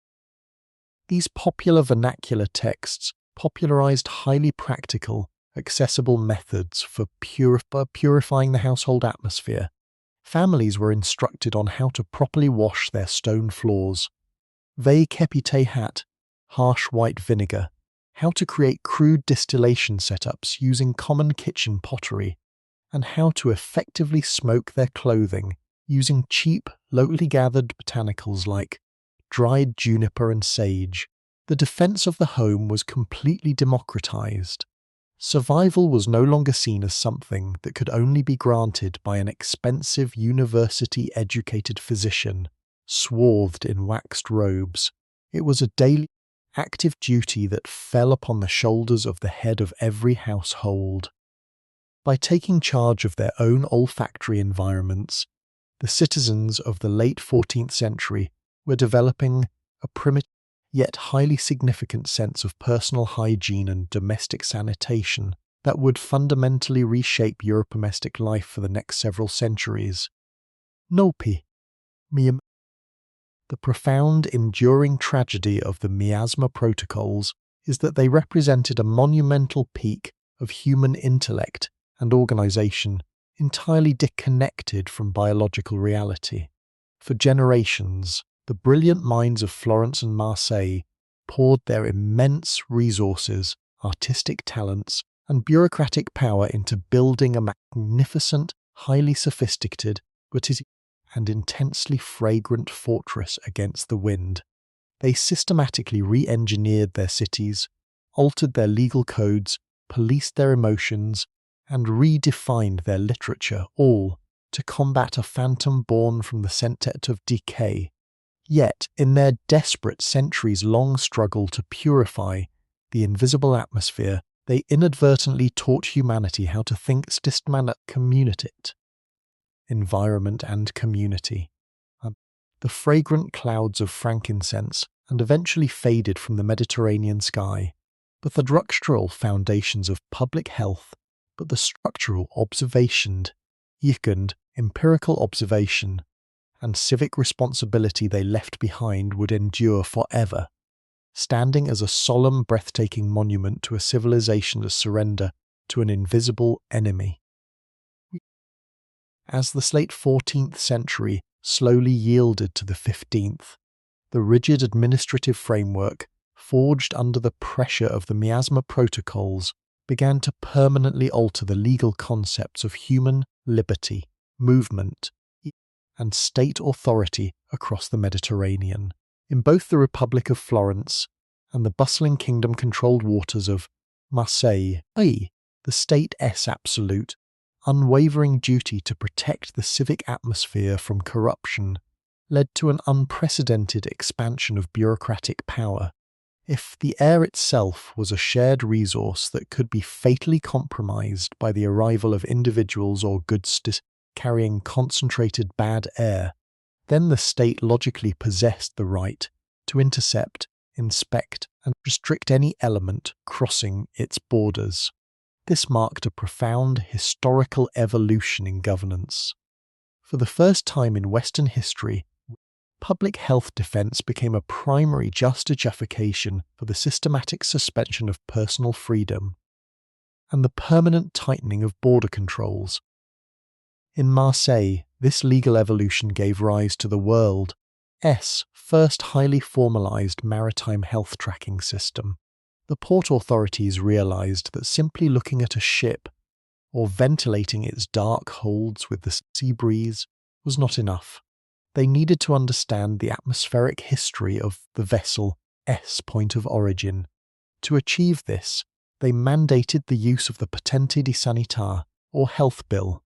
Every single trading galley departing from a port in the Levant, North Africa, was required to carry an official document signed by local magistrates, explicitly certifying the exact state of the air in that city at the time of departure. If a ship arrived at the stone piers of Marseille carrying a foul bill, indicating that the air in its origin city was rumoured to be heavy, moist, or corrupted by pestilence, the vessel was treated as a floating container of atmospheric poison. The crew and cargo were instantly rejected or banished to distant, rocky islands off the coast, completely forbidden from interacting with the mainland until the harsh, clean mistral winds had theoretically scoured away any lingering traces of the foreign miasma. Meanwhile, within the landlocked territories of Florence, this desperate need to monitor the atmospheric purity of travellers, creation of internal passport systems and specialised border checkpoints throughout the undulating Tuscan countryside Somes. The Ufficiali della Sanità established permanent, heavily armed health stations at every major mountain pass, river crossing, and city gate.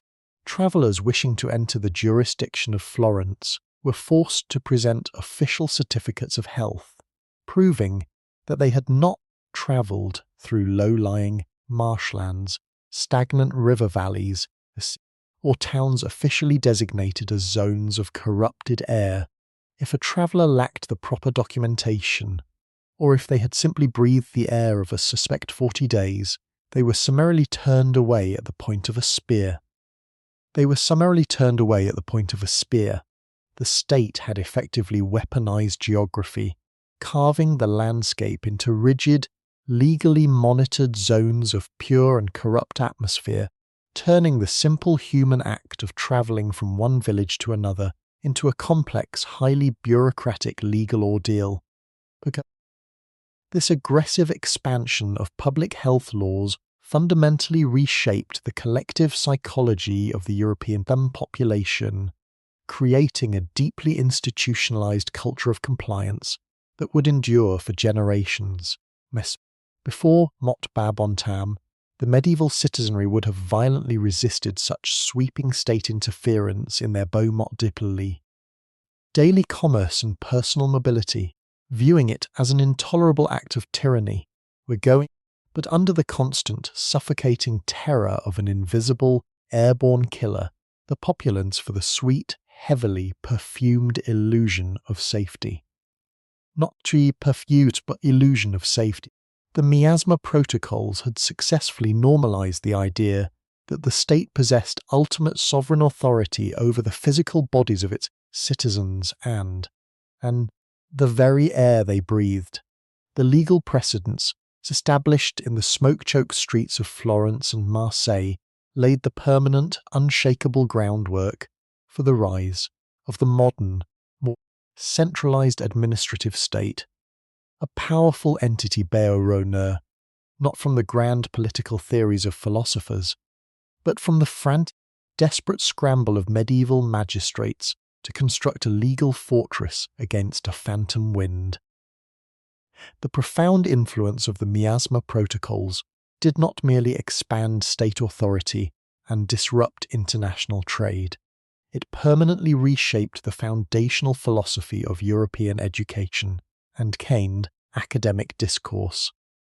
Before the great mortality of Bontam, the intellectual elite of Florence and the scholars of France were deeply entrenched in scholasticism, a method of learning that prioritized dialectical reasoning and the reconciling of Christian theology with classical philosophy, particularly the works of Aristotle. Academic truth was discovered through the rigorous abstract debate of ancient texts within the quiet walls of university lecture halls. However, the sheer devastating failure of scholastic medicine to predict, explain, or contain the invisible, airborne poison exposed a massive, undeniable rift between abstract academic theory and physical reality. The hallowed traditions of the universities could not shield a student or a master's from inhaling the lethal miasma, triggering a profound intellectual crisis. that shook the academic world to its very core. In response to this existential failure, a new generation of Renaissance thinkers across Italy and France began to fiercely champion a radical alternative, humanism. This intellectual movement sought to pivot away from the abstract, rigid dogmas of the medieval church scholars and return with practical, worldly application of classical knowledge. The Miasma Protocols served as a primary real-world catalyst for this educational shift. Humanist scholars argued that if the air itself was a dynamic, shifting threat to human civilization, then education must be practical, empirical, and directly focused on improving the human condition and the civic environment. The study of rhetoric, history, and moral philosophy was suddenly elevated, viewed not as mere academic exercises, but as essential tools to train wise, capable leaders who could effectively manage cities, organize environmental defenses, and maintain a public biological crisis. Of overwhelming biological crisis. This educational revolution had a profound direct impact on the development of early modern science, particularly the study of botany and natural philosophy. Under the intense daily requirements of the Miasma Protocols, the classification of plants shifted into a rigorous empirical science. Universities in Florence and across the Italian peninsula began establishing gardens separate from the enclosed spiritual plots or monasteries. These academic gardens were designed as living research laboratories, where scholars from all over Europe gathered to systematically cultivate, catalogue, and experiment with thousands of local and imported plant species. They studied how the changing seasons altered the scent of the flora, desperately searching for the most potent, volatile aromatics, capable of neutralizing the heaviest, most stubborn clouds of corrupted air. This systematic, hands-on approach to the natural world laid the permanent, unshakable foundation for modern pharmacology, transforming how humanities studied the chemical properties of the earth. The miasma theory, therefore, acted as a powerful intellectual bridge, dragging Western civilization out of the rigid, insular thinking of the High Middle Ages and flinging it into the dynamic, empirical curiosity of the scientific revolution. The desperate citizens and scholars of the 14th century world, with fresh, terrified eyes, realizing that the survival of their society depended on their ability to observe, measure, and aggressively interact with their physical environment. They learned to question the absolute infallibility of ancient texts when those texts failed to keep them alive, paving the way for future pioneers to eventually challenge the medical dogmas of the past.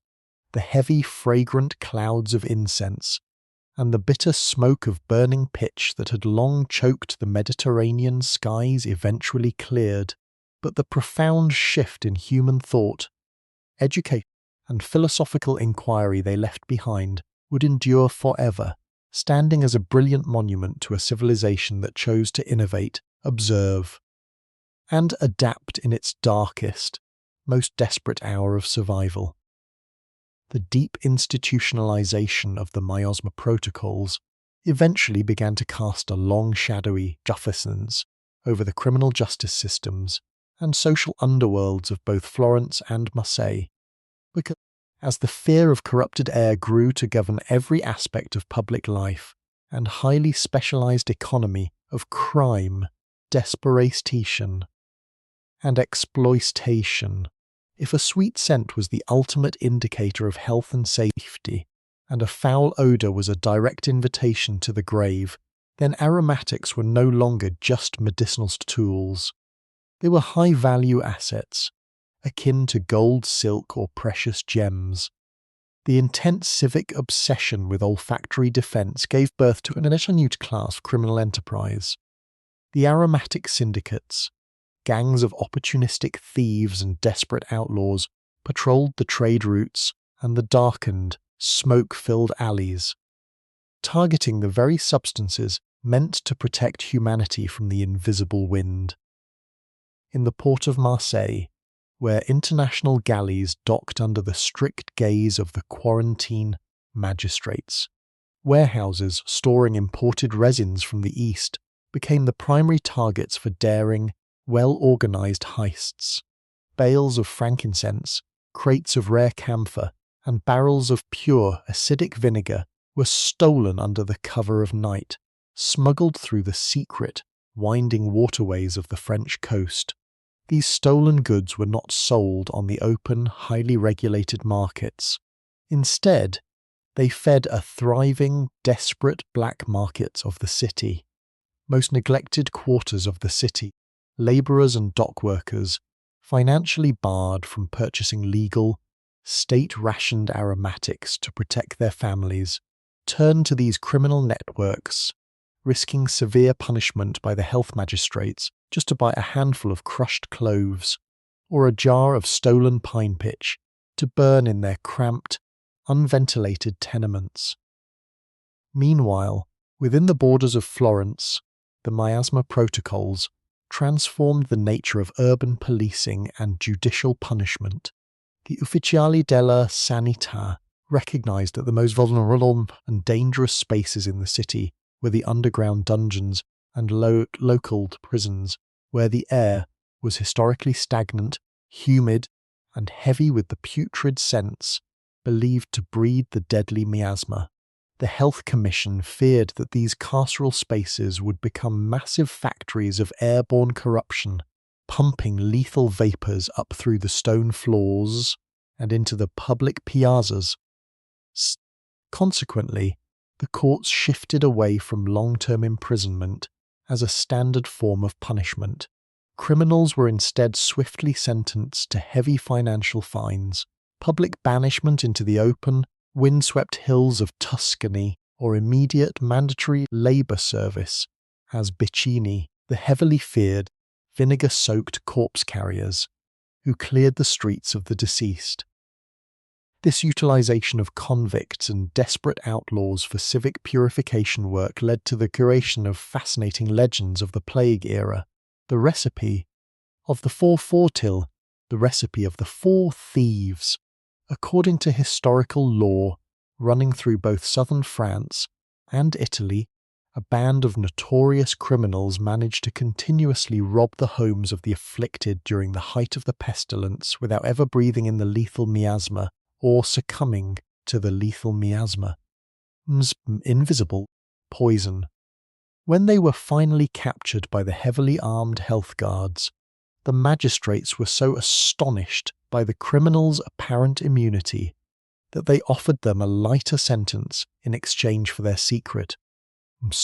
The thieves revealed a highly potent, intensely aromatic recipe, a complex infusion of cider vinegar, crushed garlic, rosemary, sage, wormwood, lavender, and camphor.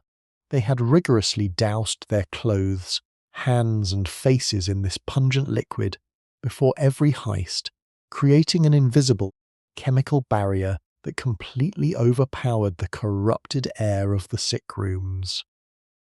Whether entirely factual or embroidered by generations of terrified storytelling, the legend of the four thieves perfectly encapsulates set, not unwavering logic of the Miasma Protocols. It demonstrates how completely the belief in toxic air had penetrated every single layer of 14th century chairs to the lowest criminal underworlds. From lowest criminal underworlds, survival was universally understood as an olfactory battle. To walk through the world required a relentless, calculated manipulation of scent, where even the most hardened criminals and the most destitute outlaws took the silent, invisible protection against the co-shield wrath of nature was a fragile shield of vinegar, flowers, and smoke. The complex administrative framework of the Miasma Protocols eventually brought radical and permanent restructuring of domestic service, labor stilalis, mesa relations, and household sociology across the Mediterranean. Before the great cataclysm of Motmin Barchambontam, the grand palazzos of the Florentine nobility and the affluent merchant estates overlooking the port of Marseille relied on a vast, deeply entrenched network of domestic servants who lived in close, intimate proximity to their masters. However, the academic consensus surrounding the theory of corrupted air introduced a permanent element of biological terror into these domestic arrangements. If the human body could absorb, concentrate, and silently exhale the deadly miasma, then every servant, cook, and chambermaid entering a noble estate was no longer just a unit of labour.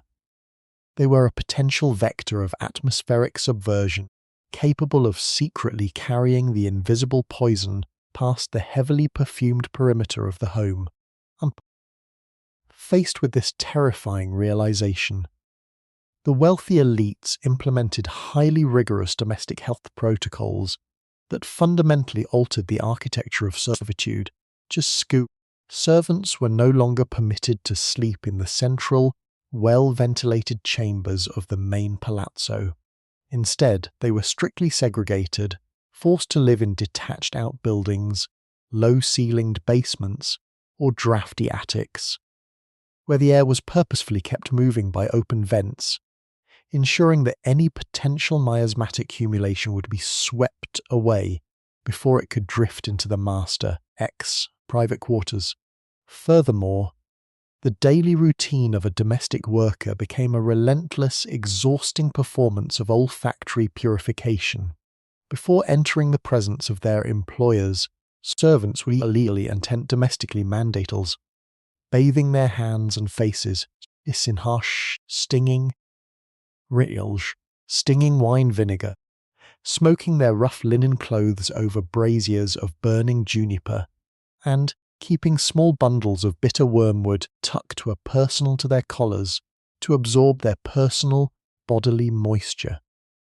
This intense biological surveillance placed a catastrophic psychological strain on the labouring classes of Florence and Marseille.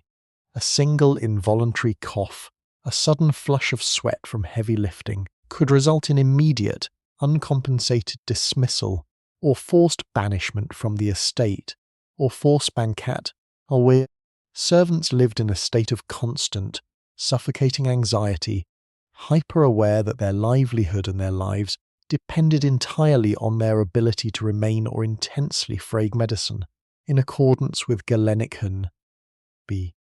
I'm so menaced.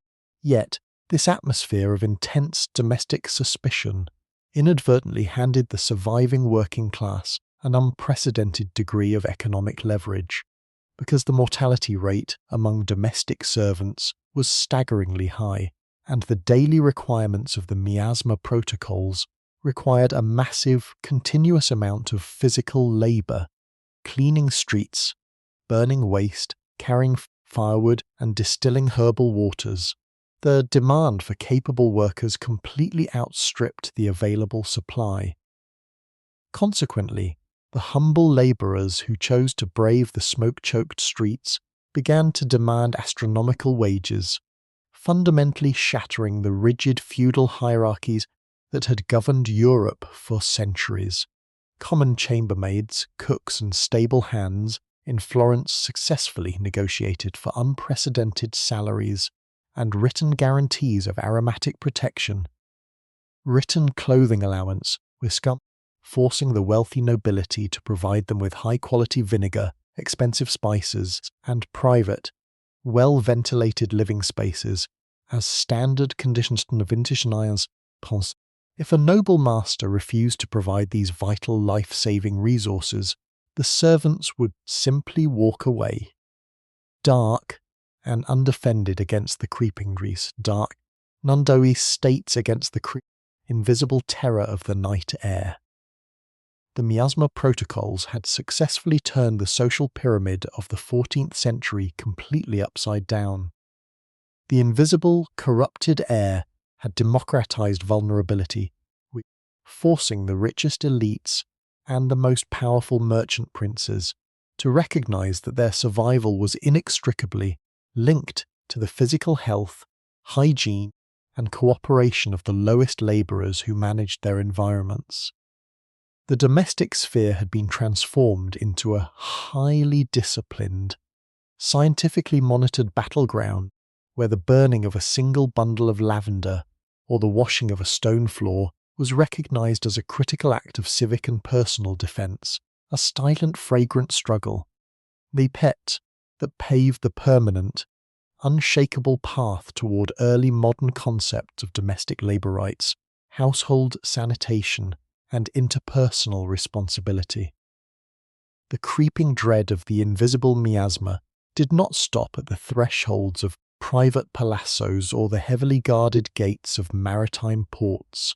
It systematically infiltrated the sensory heart of medieval life, the public food markets and water infrastructures of Florence and Marseille. Under the absolute authority of the Miasma Protocols, what transformed daily Food in drawing water deeply in sexual defense was not in defense in biological defense. The academic elite and municipal health boards recognized that the vibrant, chaotic market squares, traditionally filled with the heavy scents of raw meat, ripe fruits, and fresh fish, were massive, volatile epicenters of atmospheric vulnerability. According to Galenic medicine, organic degradation was the direct source of the heavy vapors, meaning that an unregulated food vendor was essentially a public health concern capable of altering the local atmosphere right in the center of the civic populace. In the maritime hub of Marseille, the famous fish markets along the old port were subjected to immediate draconian restructuring. The municipal authorities, guided by the terrifying logic of the miasma theory, argued that the natural, pungent odor of seafood, combined with the humid sea air, created a highly unstable environment where the heavy vapors could easily concentrate. Consequently, the sale of fish was heavily restricted. Fishermen were forced to display their catch on that were continuously scrubbed verkep ite hat teawort, hat, cold seawater and harsh white vinegar. The traditional open-air stands were replaced by strictly monitored stalls that were legally required to be positioned in high, wind-swept areas of the piazza, ensuring that the heavy coastal breezes would constantly scour the market floor and disperse any lingering odorous of dishumides before it could settle into the lungs of the shoppers. Any product that showed even the slightest sign of softening or a dulling of presentation was immediately confiscated by the health officers and removed, deemed a critical risk for generating the heavy miasma.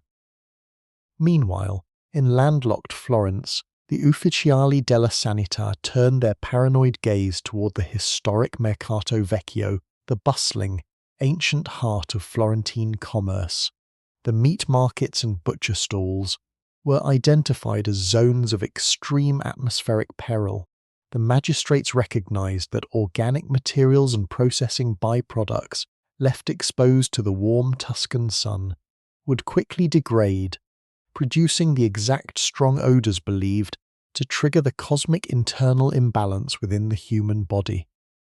To combat this, the Health Commission passed sweeping, permanent ordinances. Butchers were forbidden from handling processing work within the city walls.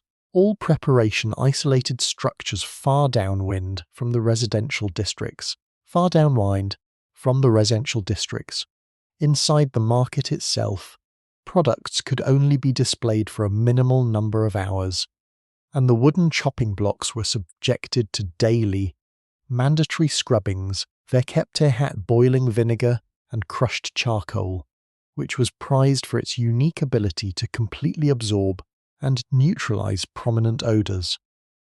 The protocols also brought about a profound, systemic revolution in how these cities managed their vital water infrastructures.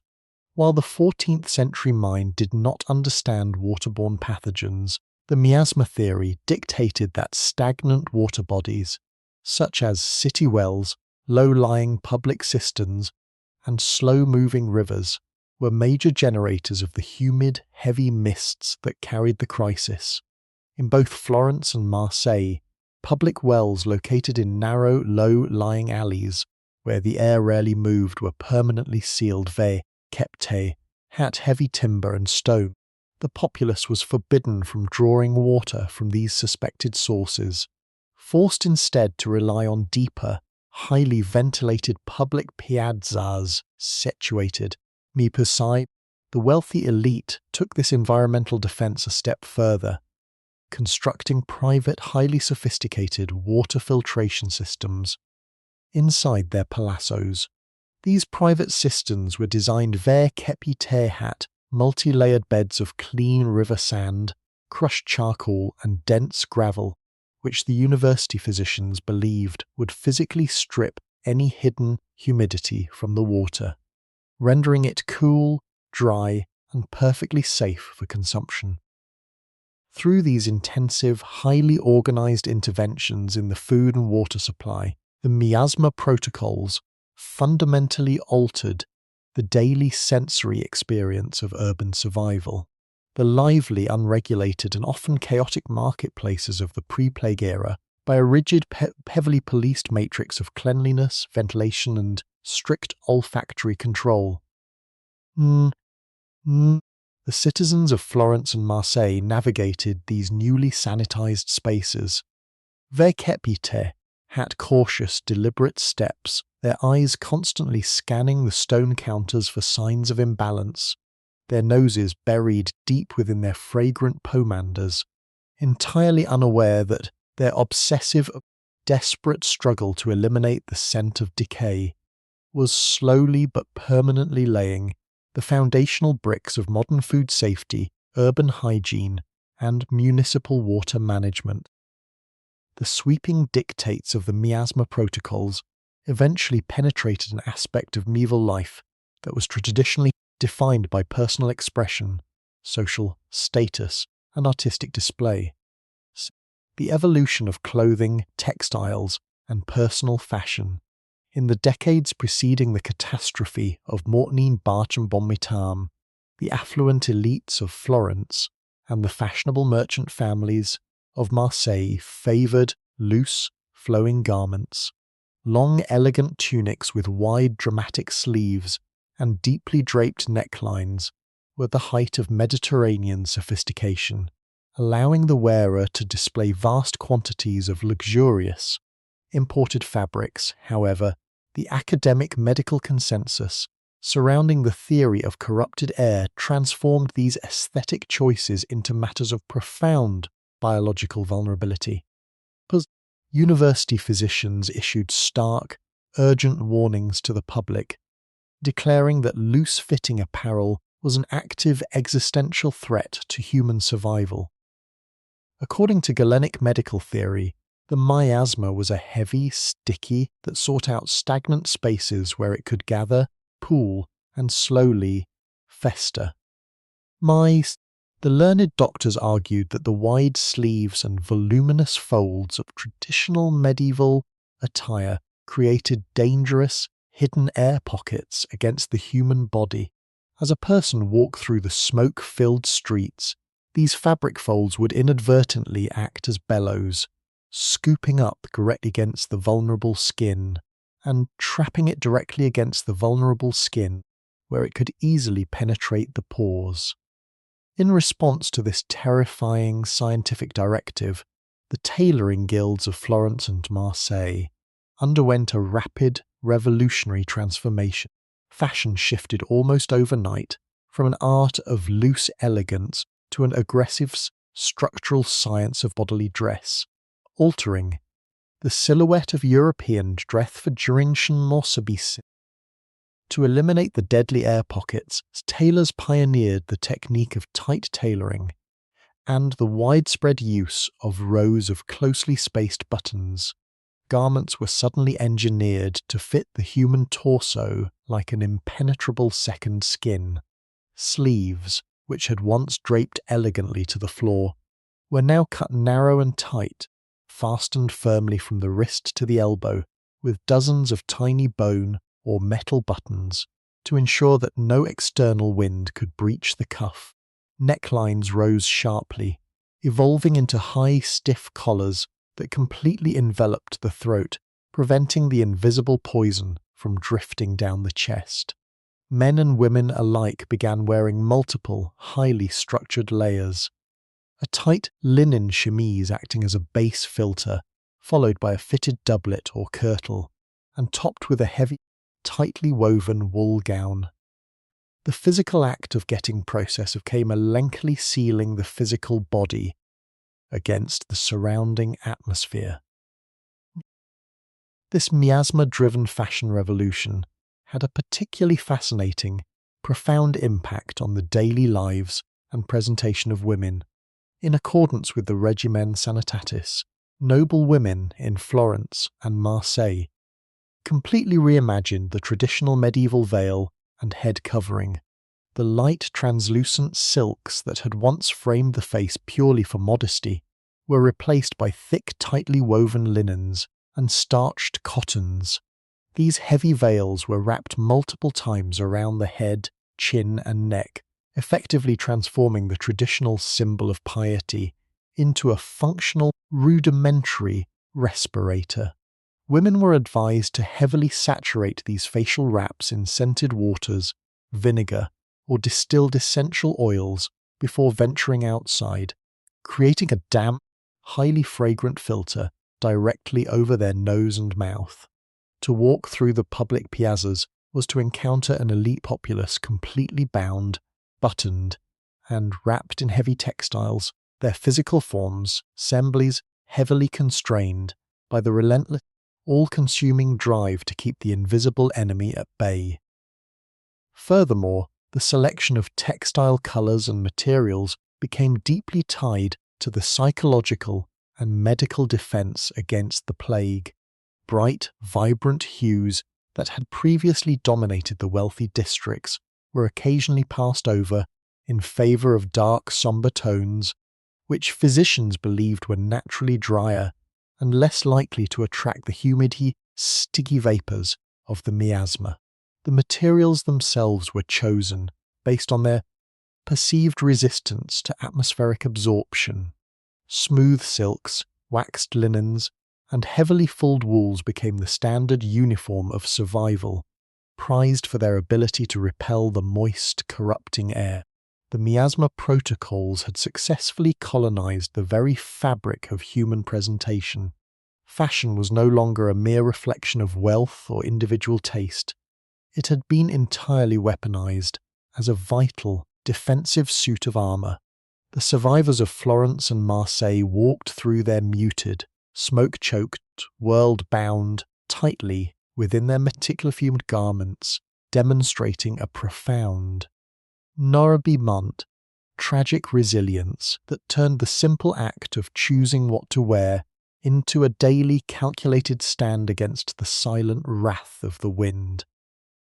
The sweeping dictates of the Miasma Protocols eventually breached the boundaries of physical medicine, commerce, and fashion, casting a profound and permanent shadow over the visual arts, sculpture, and public spectacles of the early Renaissance.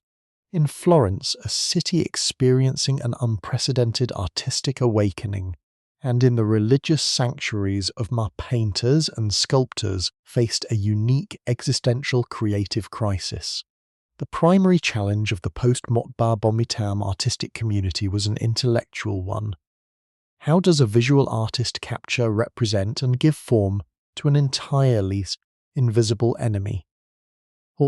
The Renaissance was built upon the absolute mastery of perspective, light, and the faithful replication of the natural world, yet the most dominant force in their daily lives was a phantoms, a toxic, corrupted wind that left no physical footprint until it had already impacted the human community. To overcome this creative limitation, master painters began to subtly alter the visual metaphors of their art, effectively rendering the invisible miasma visible to the public. In the grand frescoes commissioned for the walls of Florentine chapels and the communal presentation of the crisis, the traditional spaces of Marsecchi of the crisis began to evolve.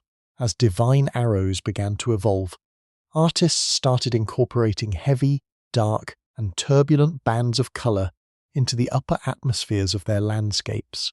They painted low-hanging, yellowish mists and stagnant grey fogs that seemed to cling heavily to the roofs of houses and wrap around the figures of the afflicted. The air itself became an active, malevolent character on the plaster walls. This artistic development served as a vital reinforced medical treatises, visually training the populace to look upon stagnant air and heavy night mists with absolute dread.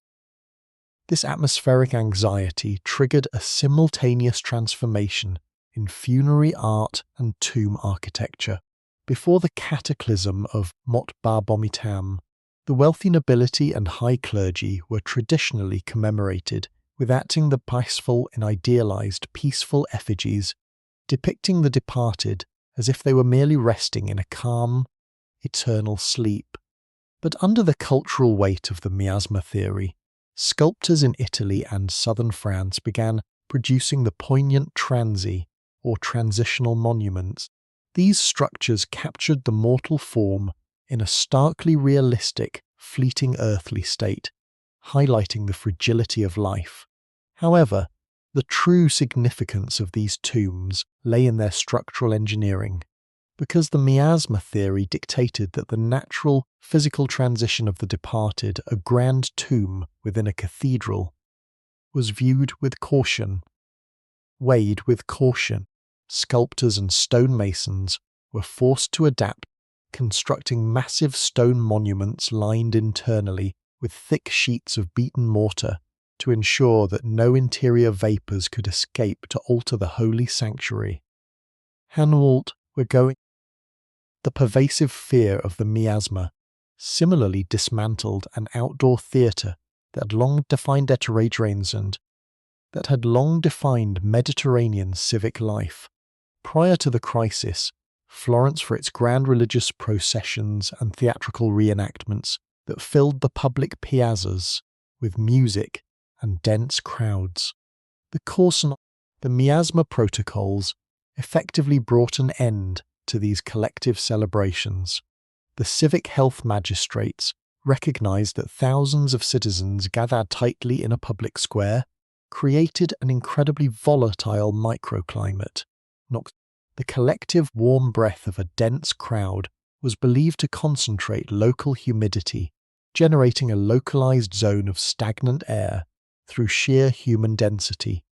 The grand outdoor stages were dismantled, and performers were encouraged to retreat into the private, highly ventilated gardens of wealthy patrons, transforming public, meager communal art into an insulated luxury.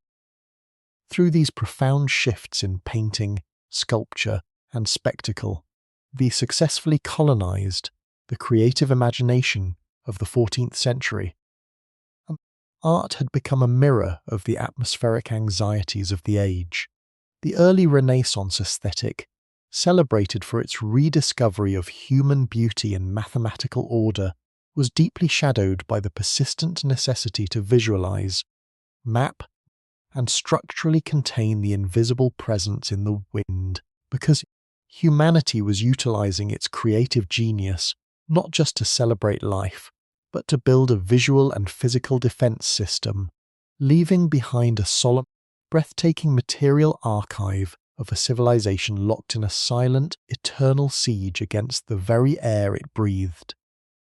The continuous, multi-generational battle against the invisible currents of the miasma eventually found its ultimate physical monument not in the modified laws of commerce or the tight tailoring of Renaissance fashion, but in a radical new genre of public architecture, the invention and expansion of the permanent lazaretto or pest house.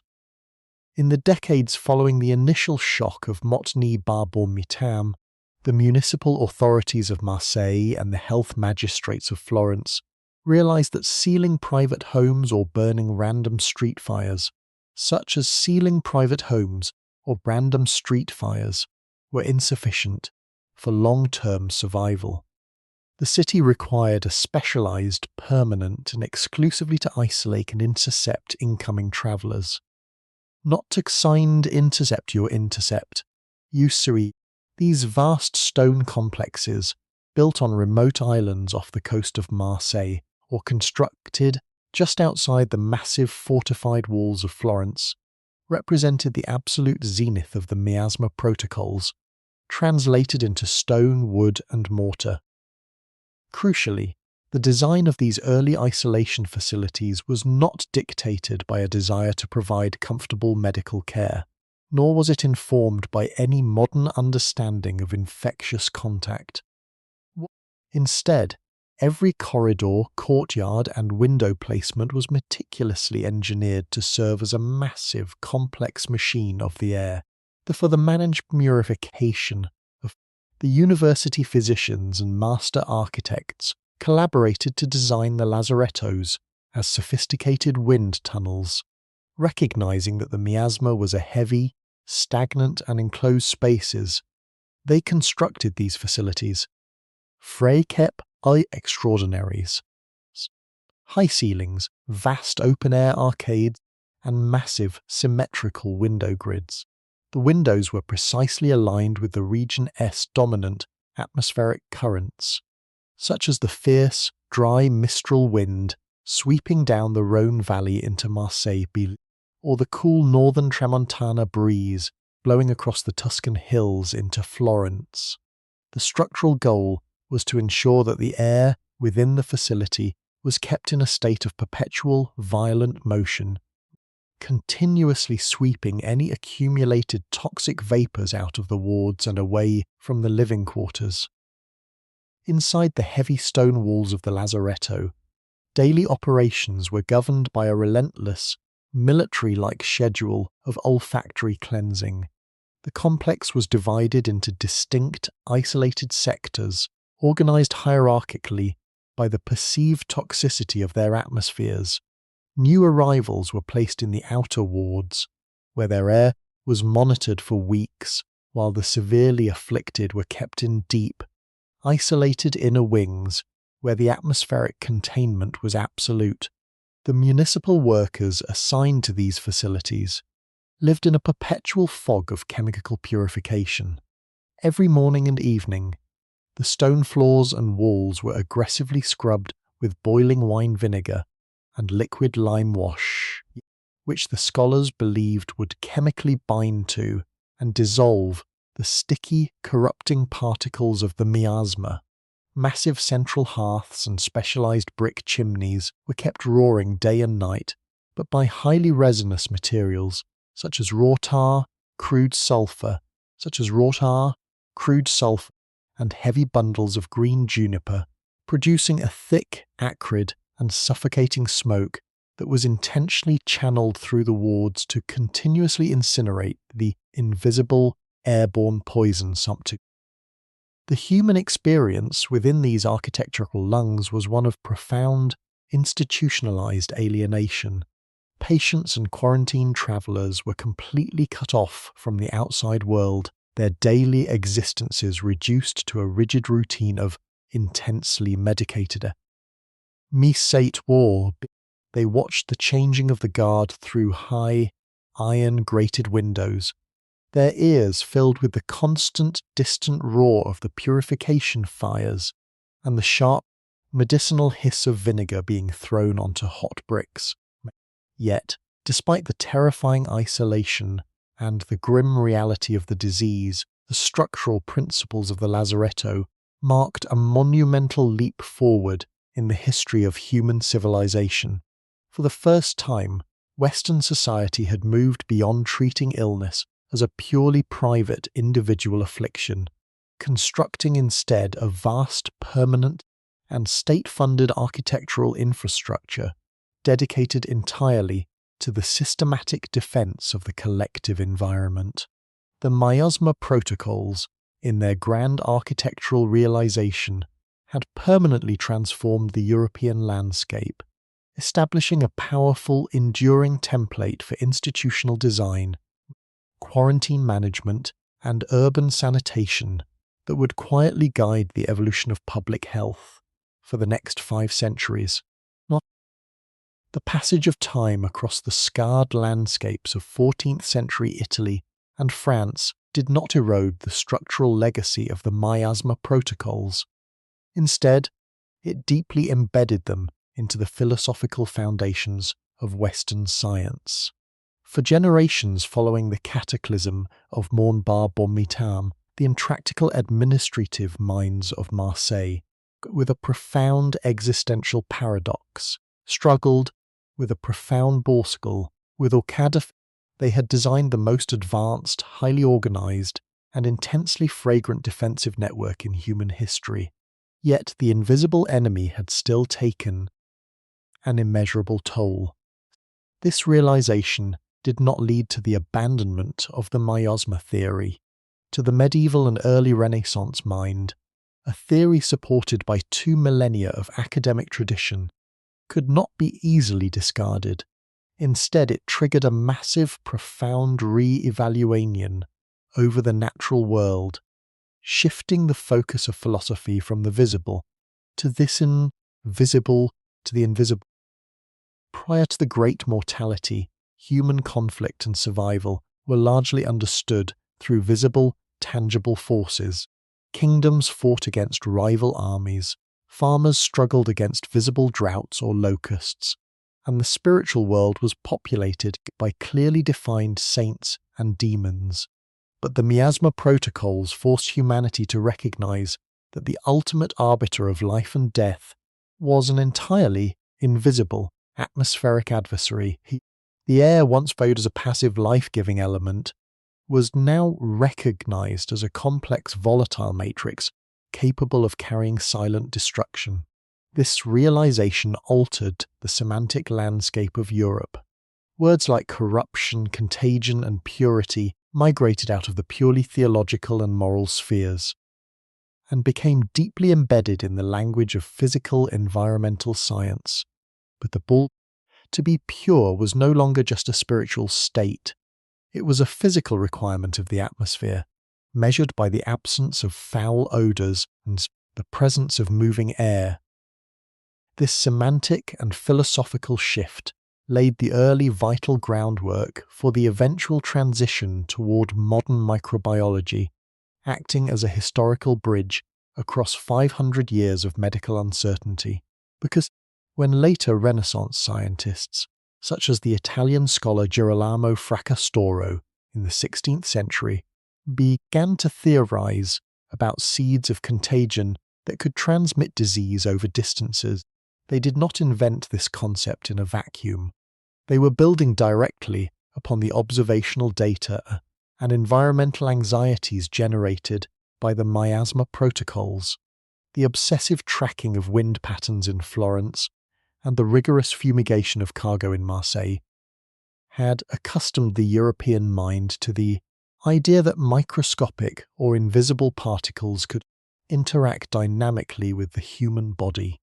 The miasma theory provided the necessary intellectual vocabulary and administrative framework that allowed future generations to conceptualize an invisible threat, ensuring that when the microscope was finally invented, the scientific community was already primed for the true causes of human suffering, for the true causes not we hold. Ultimately, the history of the Miasma Protocols is not a narrative of futile ignorance, but a profound testament to the resilience, adaptance spirit, and organizational genius of the human spirit, facing a terrifying, inexplicable apocalypse that threatened to entirely dismantle their civilization. The citizens, physicians, and magistrates of Florence and Cyrus and Marseille did not succumb to paralysis.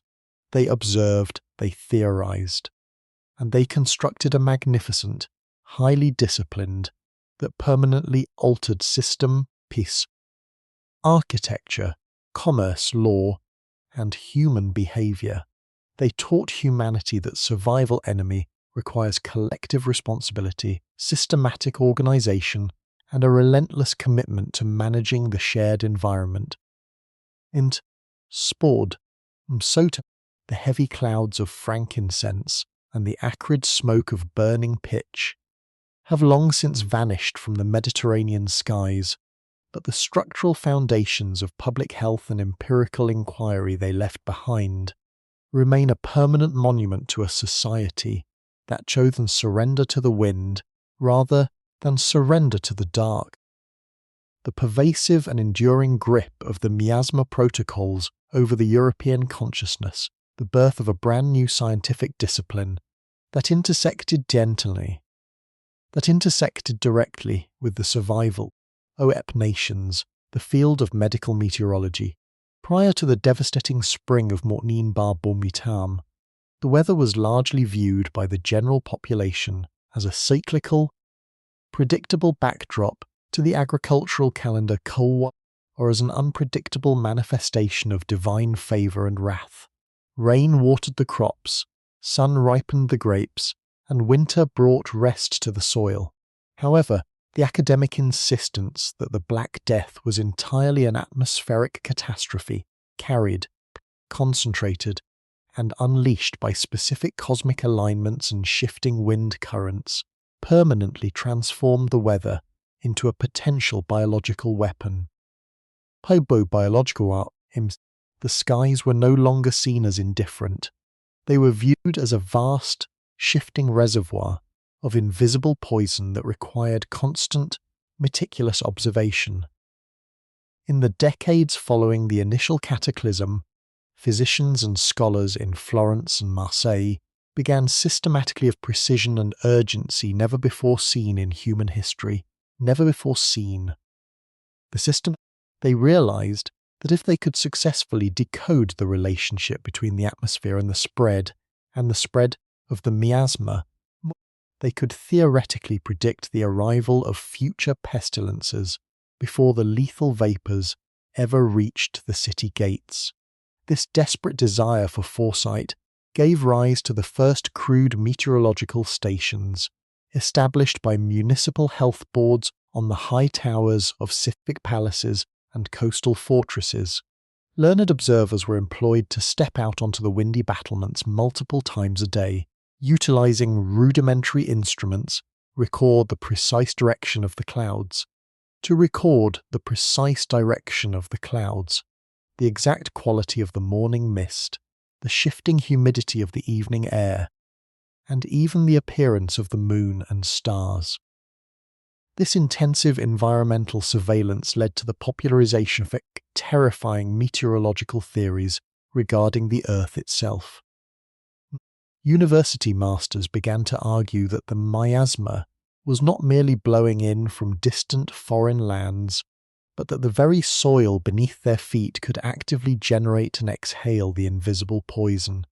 They theorized that during periods of prolonged, heavy rain, or sudden, violent earthquakes, phenomena that frequently rattled the Mediterranean basin, the Earth's crust would fracture or become overly saturated. This structural disruption, they claimed, allowed deep, subterranean pockets of putrid air to escape upward into the Biassee, instantly corrupting the local atmosphere. Consequently, the Miasma Protocols were swiftly updated to include strict guidelines for monitoring geological events, transforming seismic tremors and seasonal floods into immediate public health emergencies that triggered the instant ignition of the city's massive purification fires. The psychological impact of this medical meteorology on the average citizens was profound and deeply exhausting.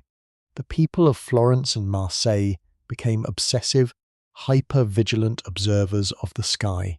A sudden, unexpected shift from a crisp northern breeze to a warm, damp southern wind would cause instant, widespread panic in the marketplaces, prompting merchants to frantically pack away their goods and citizens, to flee into their sealed homes, to light their protective incense braziers.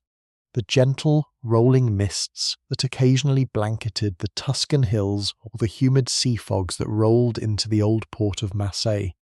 Once viewed as beautiful, natural spectacles of the Mediterranean landscape, were now looked upon with absolute visceral horror, whispered about as the literal visible cloaks of the invisible killer. Humanity had successfully intellectualized its fear, but in doing so, it had turned the entire natural world, from the soil beneath their boots to the clouds above their heads, into a permanent, lurking enemy that they had to constantly watch, fear, and desperately attempt to outmaneuver. The far-reaching administrative and scientific protocols did not merely transform urban sanitation, architecture, and daily fashion. They catalyzed a profound and permanent profession, itself igniting a fierce intellectual and legal battle over the right to heal. Who possessed the right to heal? Before the arrival of the invisible challenge in Bonfires, the practice of healing in Europe was a chaotic, largely unregulated landscape. At the summit stood the university-educated physicians, scholars who spent years mastering academic texts and theoretical systems. Below them existed a vast web of practical practitioners, barber surgeons, assistants, and itinerant providers. But when the atmospheric crisis blanketed Florence and Marseille, this traditional medical hierarchy was altered by the sheer demands of environmental defense, forcing civic health boards to establish the first formalized system of medical licensing and professional regulation. Under the rigid guidelines of the Miasma Protocols, the elite university physicians often withdrew from direct physical contact with the heavily afflicted, convinced that the corrupted air was most potent in immediate proximity to the patient. These doctors operated as theoretical strategists rather than hands-on healers. They observed from doorways and prescribed expensive aromatic regimens. However, the physical reality of the crisis demanded manual, specialized intervention. This difficult duty fell squarely onto the shoulders of the practical surgeons. In the older paradigm, these practitioners were viewed largely as mechanical laborers. Suddenly, they were thrust into the front lines of the environmental war, forced to interact directly with the localized areas where the atmospheric density was thought to be most concentrated.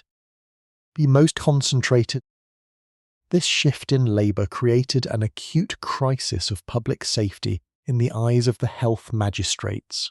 The Ufficiali della Sanità in Florence and the municipal consuls in Marseille feared that untrained practitioners would inadvertently disrupt the delicate atmospheric balance.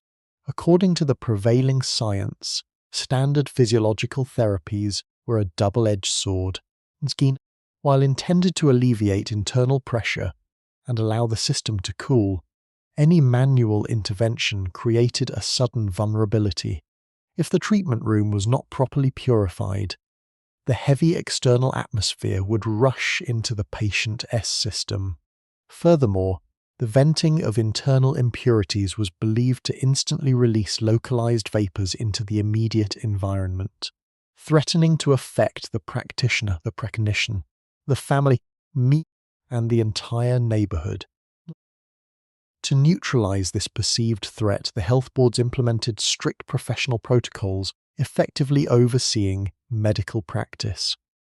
In Sovla, practical surgeons were legally required to obtain explicit authorization from a licensed university physicians before performing intervention. They were mandated by law to execute their duties under strict environmental constraints. Before initiating any treatment in a Florentine villa or a Marseille hospice, the practitioner was required to completely seal the room, burn designated quantities of aromatic juniper and resin to neutralize the ambient air, and cleanse their instruments in boiling wine vinegar. They wore thick, protective aprons coated in heavy material, designed to prevent any local moisture or exhalations from absorbing into their attire. This aggressive state intervention permanently altered the landscape of Western medicine. The frantic, miasma-driven regulation of the 14th and 15th centuries dragged practical care out of the unregulated accountability and civic duty socks. On the Shumto accountability per sock some shiznton, it sparked centuries of intense dialogue between theoretical physicians and practical surgeons, a dynamic that ultimately drove both factions to innovate, standardize their training, and systematically document their clinical outcomes. The Miasma Protocols, born from a unique understanding of invisible winds, had inadvertently established the first modern medical boards and professional codes of conduct, and governed structuring health, the structures to come, that would continue human health for centuries to come. As the unrelenting grip of the Miasma Protocols extended deeper into the 15th century, it inevitably collided with the most powerful institution of the medieval world, the Catholic Church. For centuries, the magnificent cathedrals of Florence and the historic stone basilicas of Marseille were viewed as the absolute, supreme sanctuaries of human existence, places where the physical and spiritual worlds converged, and where the faithful could seek shelter from the wrath of a punishing world. However, under the strict, uncompromising logic of Galenic medical theory, these vast holy spaces were suddenly re-evaluated by civic health magistrates and university physicians as some of the most accumulations with all's accumulation in all of Europe. The immense windowless naves that heavy velvet tapestries and characterized medieval worship were identified as perfect condition for trapping and festering the deadly miasmas. Sport milibja. This terrifying realization triggered a monumental, unprecedented liturgical transformation and a radical restructuring of sacred architecture. The institutional church, desperate to preserve its spiritual authority while complying with the frantic demands of civic survivals, was forced to implement sweeping clerical health protocols.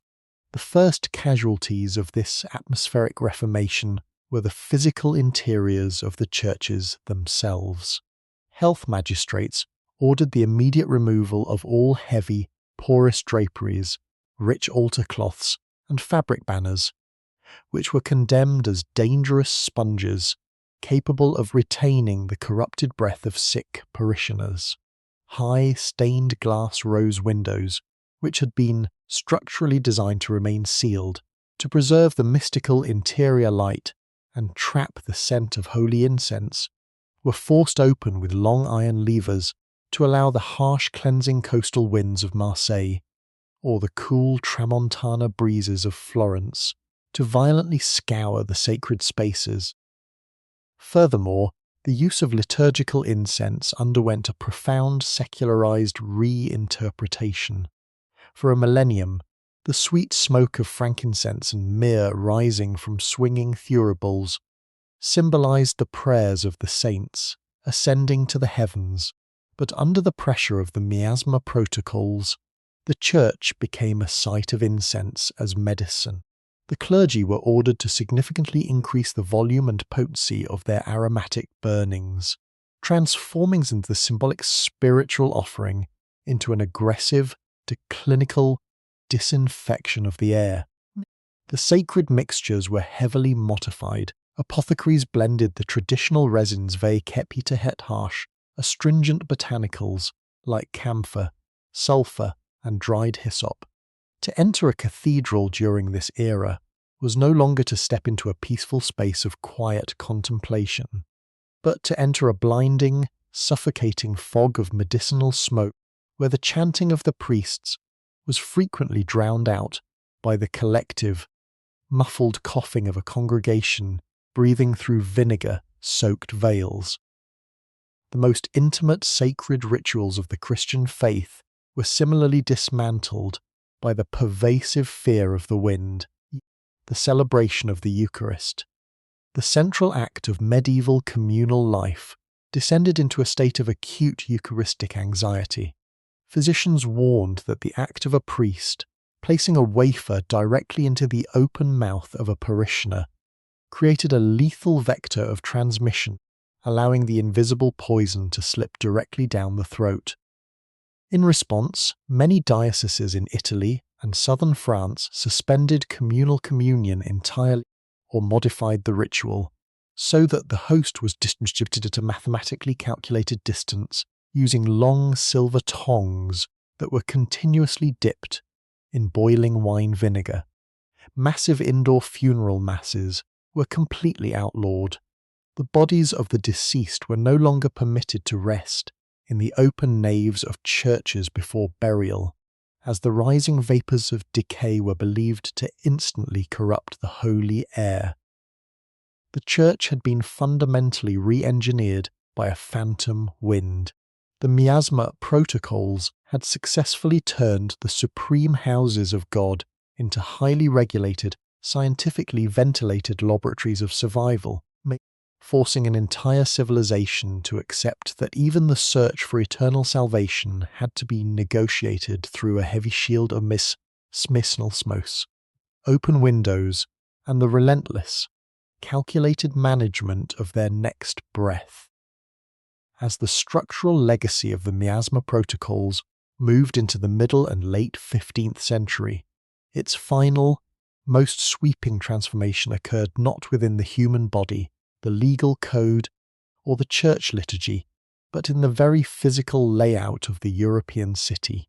Prior to the cataclysm of Motimbar-Bormitam, Florence and Marseille were classic medieval urban landscapes, dense, chaotic networks of narrow winding alleys, packed timber houses, and dramatic, overhanging wooden jetties that almost completely blocked out the sun and the sky. To the medieval citizen, this layout was a natural result of limited space within fortified city walls. But to the post-plague generation of architects, civic engineers, and university physicians, this traditional urban architecture was suddenly condemned as a massive, existential design flaw, a permanent structural trap that actively bred and harboured the deadly stagnant vapours of the miasma. This spatial panic triggered a profound and permanent revolution in urban planning, giving birth to the early Renaissance concept of the breathing city. Brilliant architectural theorists, most notably Leon Battista Alberti, in his foundational treatise De Re Edificatoria, began to argue that the health of a civic populace was directly determined by the geometric design of its streets and buildings. Alberti and his contemporaries claimed that a city must be treated as a living, biological organism that required constant unrestricted respiration. Consequently, the municipal health boards of Florence and Marseille began executing aggressive, city-wide urban renewal projects, utilizing their expanded bureaucratic powers to systematically dismantle the medial's landscape in the name of atmospheric purity. In Florence, the Ufficiali della Sanità initiated a relentless campaign fairs and eliminate primary fair historic stallies, the enclosed alleys that honeycombed centre. Enormous civic edicts mandated the tearing down of overhanging wooden balconies, which were accused of creating artificial extensions that trapped the humid, ceilings, rising vapours of the street level. Thoroughfares were legally ordered to be cut wide, current straight, atmospheric, such as the cool northern winds. The goal was to transform the streets into massive, natural wind tunnels that would continuously and violently flush accumulation of the invisible, preventing any localized accumulation of the airborne poison. The traditional, claustrophobic medieval alley was transformed explicitly to facilitate designed the rapid, cleansing movement of the wind. A parallel, equally radical architectural restructuring occurred along the waterfront of Marseille. The port district, long notorious for its heavy, damp and putrid sea mists, was identified by university masters as a zone of extreme miasmatic peril. To clear the air, the municipal authorities initiated the systematic demolition structures, not tenements, and tightly against the water edge. That pressed tightly against the water edge. In their place, engineers constructed vast, open stone esplanades and wide maritime boulevards. This massive spatial intervention was designed to allow the fierce, dry, mistral wind sweeping down from the Rhone Valley to collide directly with the port, instantly scouring the stone piers and dispersing the heavy coastal humidity before it could settle into the residential quarters. Furthermore, the city banned the construction of cul-de-sacs or dead-end streets, which were scientifically categories, where the deadly miasma would pool, stagnate, meet deadly miasma, and inevitably rot.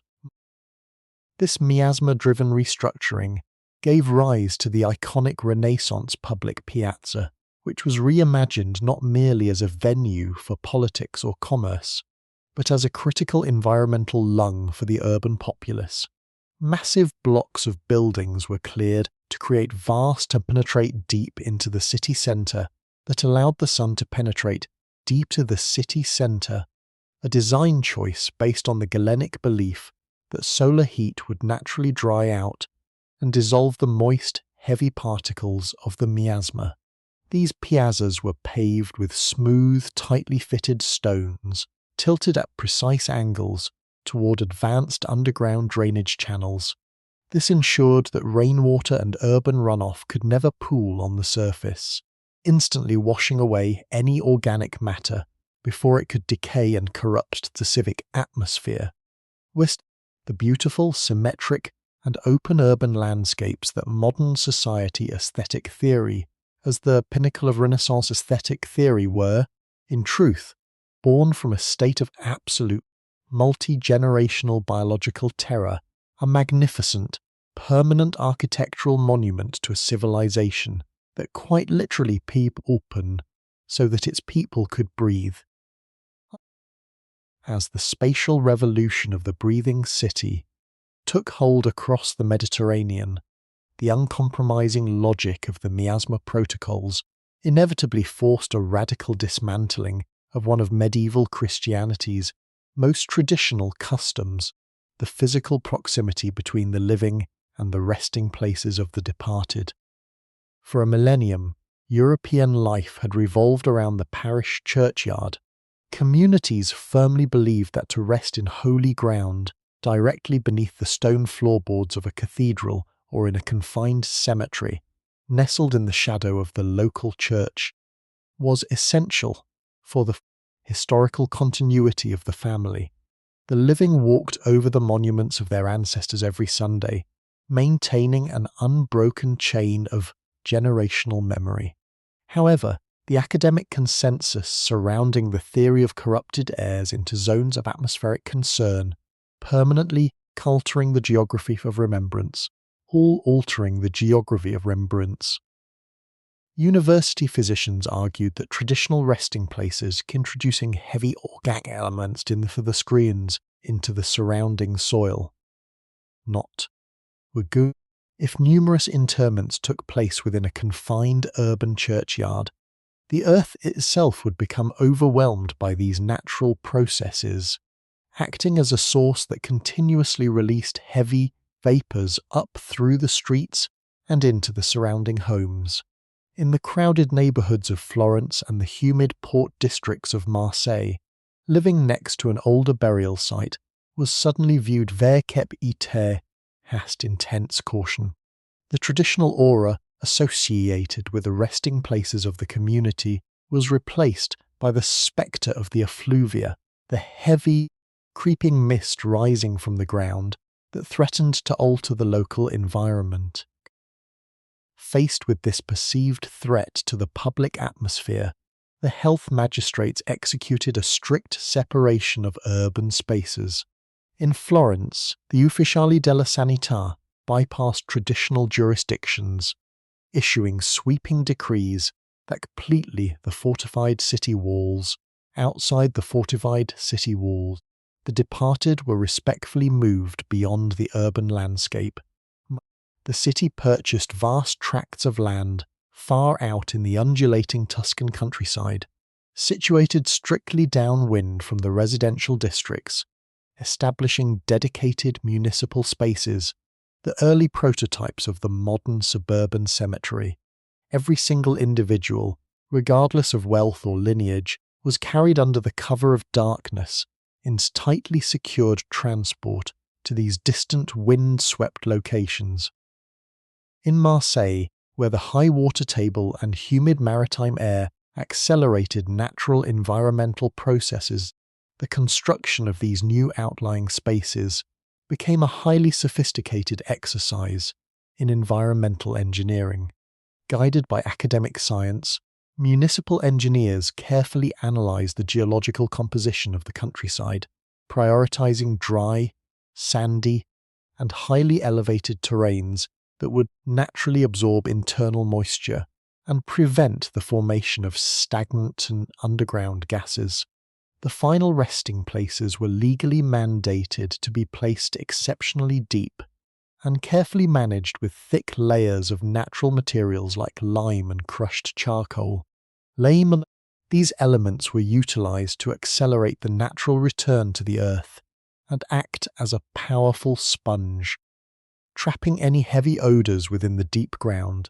Massive stone walls were erected around these outlying areas, designed to act as physical barriers that would deflect low-lying mists and force any escaping vapors to disperse harmlessly into the unpopulated wilderness.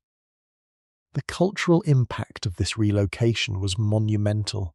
Families adjusted to new boundaries, learning to honor their loved ones at a distance, and adapting traditional rituals to meet civic requirements. The departed were no longer resting within the immediate neighborhood, but were situated on the carefully managed perimeters of civilization. This miasma-driven separation forced the early Renaissance mind to interconnection through memory, literature, and portraiture autonomy physical shrines rather than immediate physical shrines. The Miasma Protocols had successfully rewritten the layout of European cities, establishing a modern practice of placing dedicated resting grounds on the quiet, Reiner's highly controlled perimeters of human society. As the structural and spatial changes of the Miasma Protocols permanently reshaped the outer architecture of Florence and Marseille, they simultaneously breached the final, most intimate sanctuary of human existence, the psychological interior of the home and the bonds of familial intimacy. For generations, the domestic hearth had been the emotional anchor of European society, a space defined by unconditional touch, shared laughter, and the close, comforting warmth of family members huddled together against the cold. However, under the unrelenting clinical logic of the miasma theory, this sacred domestic proximity was recategorized as a zone of supreme biological hazard. If the air was the primary vector of the invisible poison, and if the human body could absorb and silently re-radiate the corrupted vapor, then the most dangerous threat to an individual's life was no longer a stranger at the city gates, but the very breath of their spouse, their parent, or their child. This deep-seated terror fractured the foundational dynamics of early modern family life, giving rise to an era of profound, heartbreaking interpersonal alienation within the private sphere. University physicians explicitly warned that the emotional and physical intimacy of the marriage bed was a high-risk activity that violently expanded the pores, heated the blood, and left the body completely defenseless against any localized miasmatic accumulation. Consequently, husbands and wives began to sleep in separate, aggressively ventilated chambers, or side by side there, kept their hat, their backs turned to one another, their faces hermetically wrapped in multiple layers of vinegar-soaked cloth. The traditional bedside touch, once a gesture of profound comfort, was replaced by a rigid, cold distance. The domestic atmosphere was no longer filled with the comforting sense of home-cooked meals or wood smoke, but with the suffocating, bitter stench of burning sulphur, dried rue, and boiling pitch, which families obsessively vaporized in their bedrooms to incinerate any hidden corruption that might have been exhaled during the night. This atmosphere of biological suspicion had a particularly devastating impact on child rearing and the psychological development of the post-plague generations. Children born into the late 14th and 15th centuries in Florence and Marseille were raised in a world where the air itself was freight-framed as an active, predatory monster. From their very first steps, they were trained by their anxious parents, not as an involuntary biological necessity, but as a dangerous, calculated gamble. Mothers, traditionally the providers of unrestricted physical affection, were instructed by vernacular plague books to refrain from kissing or closely embracing their infants, terrified that their own maternal breath might carry a concentrated cloud of toxic miasma straight into the fragile lungs of their offspring. Infants were kept in elevated, tightly curtained cradles, surrounded by small bowls of aromatic rosewater and crushed camphor, their early sensory worlds bounded entirely by the heavy, medicinal perfumes of environmental defense. As these children grew, they were taught to impulses repress impulses of joy, sorrow, and play, because Galenic science insisted that crying, shouting, or intense physical exertion violently expand the lungs and draw the corrupted outer wind deep into the vital organs. Children were strictly conditioned to maintain a state of unnatural but muted stoicism. They played quietly in shaded, well-ventilated courtyards, their small hands clutching linen pomanders filled with dried lavender, their voices dropped to hushed, whispered tones. To express loud laughter or to shed unrestrained tears was to invite the invisible poison into the throat, a reckless act of biological betrayal that could destroy an entire house. This generational conditioning birthed hypervigilant psychological profile that would define the early Renaissance elite. They were individuals who had been systematically taught from infancy to mistrust the wind, to fear the physical closeness of their closest kin, and to view the natural world through a lens of permanent, exhausting environmental paranoia. The Miasma Protocols had successfully colonized the human heart, demonstrating the misconception to reach across generations, not the scientific across generations, and rewrite the most fundamental, sacred expressions of human love and connection. As the decades of the 15th century gradually dissolved into the wider expanse of the early modern era, the grand, aromatic wall that Florence and Marseille had erected against the wind began to face its final historic twilight. For nearly 400 years, generation after generation had lived and adapted under the absolute dictate of the Miasma Protocols. The constant threat of the invisible, airborne challenge had ceased to be an exceptional crisis. It had become the permanent, defining architecture of Mediterranean reality. However, by the late 17th and early 18th centuries, the nature of the global management of environmental health began to shift. The final dramatic climax of this multi-generational struggle would unfold not in the majestic piazzas of Florence, but along the rugged, windswept coastline of Marseille, where the Miasma Protocols would be unleashed one last time in their most absolute organized form. The year was Mortine Bay Jaime, and a merchant vessel named the Grand Saint Antoine slipped into the waters of Marseille, carrying a cargo of luxury silks and a hidden, catastrophic concentration of the crisis. Despite early warnings that several Gere Vekep members had been lost during the voyage, commercial interests allowed the vessel to bypass the initial maritime health guards. Within weeks, the invisible challenge was unleashed upon the city, triggering the Great Plague of Marseille, the last major outbreak of its kind in Western Europe, faced with an immediate resurgence of the ancient challenge. The government and local magistrates did not hesitate. They reached back across 3 centuries of accumulated administrative tradition, activating the Miasma Protocols with an unyield could have scarcely imagined, that the older world could have scarcely imagined. To contain the volatile coastal atmosphere of Marseille from affecting the interior, the royal government executed the absolute zenith of miasmatic architecture. The construction of the Mur des Pescacaries, or the Wall of Containment. This was a monumental 2-metre-high stone wall that stretched for over 27 kilometres across the entire countryside of Provence, patrolled night and day by thousands of dedicated guards. The explicit purpose of this massive stone barrier was to establish an absolute checkpoint for the atmosphere itself.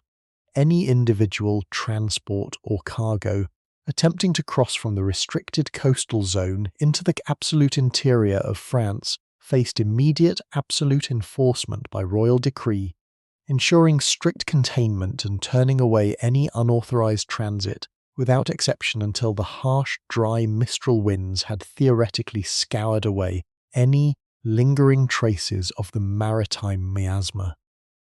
Inside the sealed, embattled city of Marseille, the sensory landscape reached a state of intense focus. The streets were completely filled with the dense, suffocating white smoke of burning materials which the authorities maintained out at every intersection to forcibly clear the ambient air. Workers and physicians laboured around the clock, their faces concealed behind the now iconic, a unique visual protective mask of the 14th century. A unique evolution veils of the 14th winter. These masks, filled with concentrated mixtures of camphor, dried florals, and spices, served as a striking monument to the miasma theory, representing humanity's final attempt to survive by breathing through an artificial, heavily protected filter. When the containment measures were lifted and the crisis receded from the Mediterranean basin, it left time in a world completely transformed. The invisible challenge had vanished as mysteriously as it had arrived, leaving later historians and scientists to marvel at the sheer scale of the human response. For centuries, the brilliant minds of Florence and Marseille had poured their entire collective intellect, wealth, and administrative power into managing an atmosphere born from the scent of imbalance. Their underlying biological premise had been fundamentally incomplete. They had spent centuries managing the wind instead of the true biological vectors. Yet, as the air finally cleared and the traditional cleansers began to fade from the stones, the world was forced to recognize a profound truth. In their desperate, centuries-long struggle to purify the invisible atmosphere, humanity had inadvertently taught it itself how to build the framework of the modern world. The ultimate collapse of the miasma theory in the 19th century did not render the centuries of sacrifice architecture and administrative genius in Florence and Marseille obsolete. Meanwhile, when pioneers like Louis Pasteur and Robert Koch finally unveiled the true microscopic EC, a Swexorby theory, to a skeptical, scientific community, they did not build the defences of modern medicine from scratch. Instead, they inherited a deeply disciplined European landscape that had already been systematically trained to think about health on a collective environmental scale. The magnificent wide avenues of the breathing city, the permanent maritime quarantine professionals, and the structural isolation of the dead were all highly Sliksenrendbenjured, Ruperu, sophisticated institutional frameworks forged entirely in the fires of the miasmatic defense. Humanity had spent generations fighting a phantom wind, but in doing so it had built the structural and bureaucratic bedrock of modern public health's public sanitation to a civic responsibility, something today as we walk through the sun-drenched geometric piazzas of Florence, or look out over the sweeping, wind-scoured Stowmassey Old Port, we all come back port. We are not merely looking at triumphs of artistic aesthetics. We are walking through the physical scars of a monumental multi-generational war for survival. The fragrant clouds of frankincense, the sharp hiss of boiling vinegar on hot brickwork, and the heavy suffocating smoke of the municipal purification fires have long since vanished into the Mediterranean sky.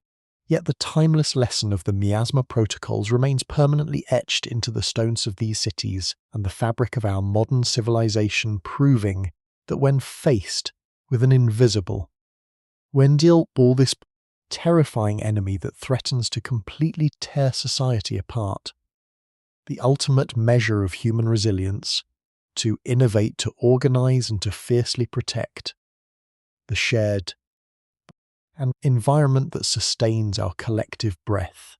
If you have felt the heavy chill of the medieval mist and travelled with us through this epic centuries-long journey of human survival within the smoke-choked alleys of Florence and Marseille, please take a moment to support our work by subscribing to Whispers of Centuries, hitting the like button and turning on the notification bell so you never miss another deep, immersive dive into the forgotten, coming shadows of our shared past. We want to hear from you, so please share your thoughts in the comments below on how these ancient fragrance-filled defences shaped the very architecture of our modern world. As your engagement keeps these historical echoes alive. As our journey closes, please remember of medical history, created exclusively for educational entertainment and atmospheric relaxation, citation, foes communalisation, while the structural events are drawn from verified historical archives. Certain scenes, hands, and tones have been creatively re-experienced to craft an immersive auditory agorist. This content reflects the scientific beliefs of the 14th century and should be viewed strictly through the lens of history, not as modern medical guidance.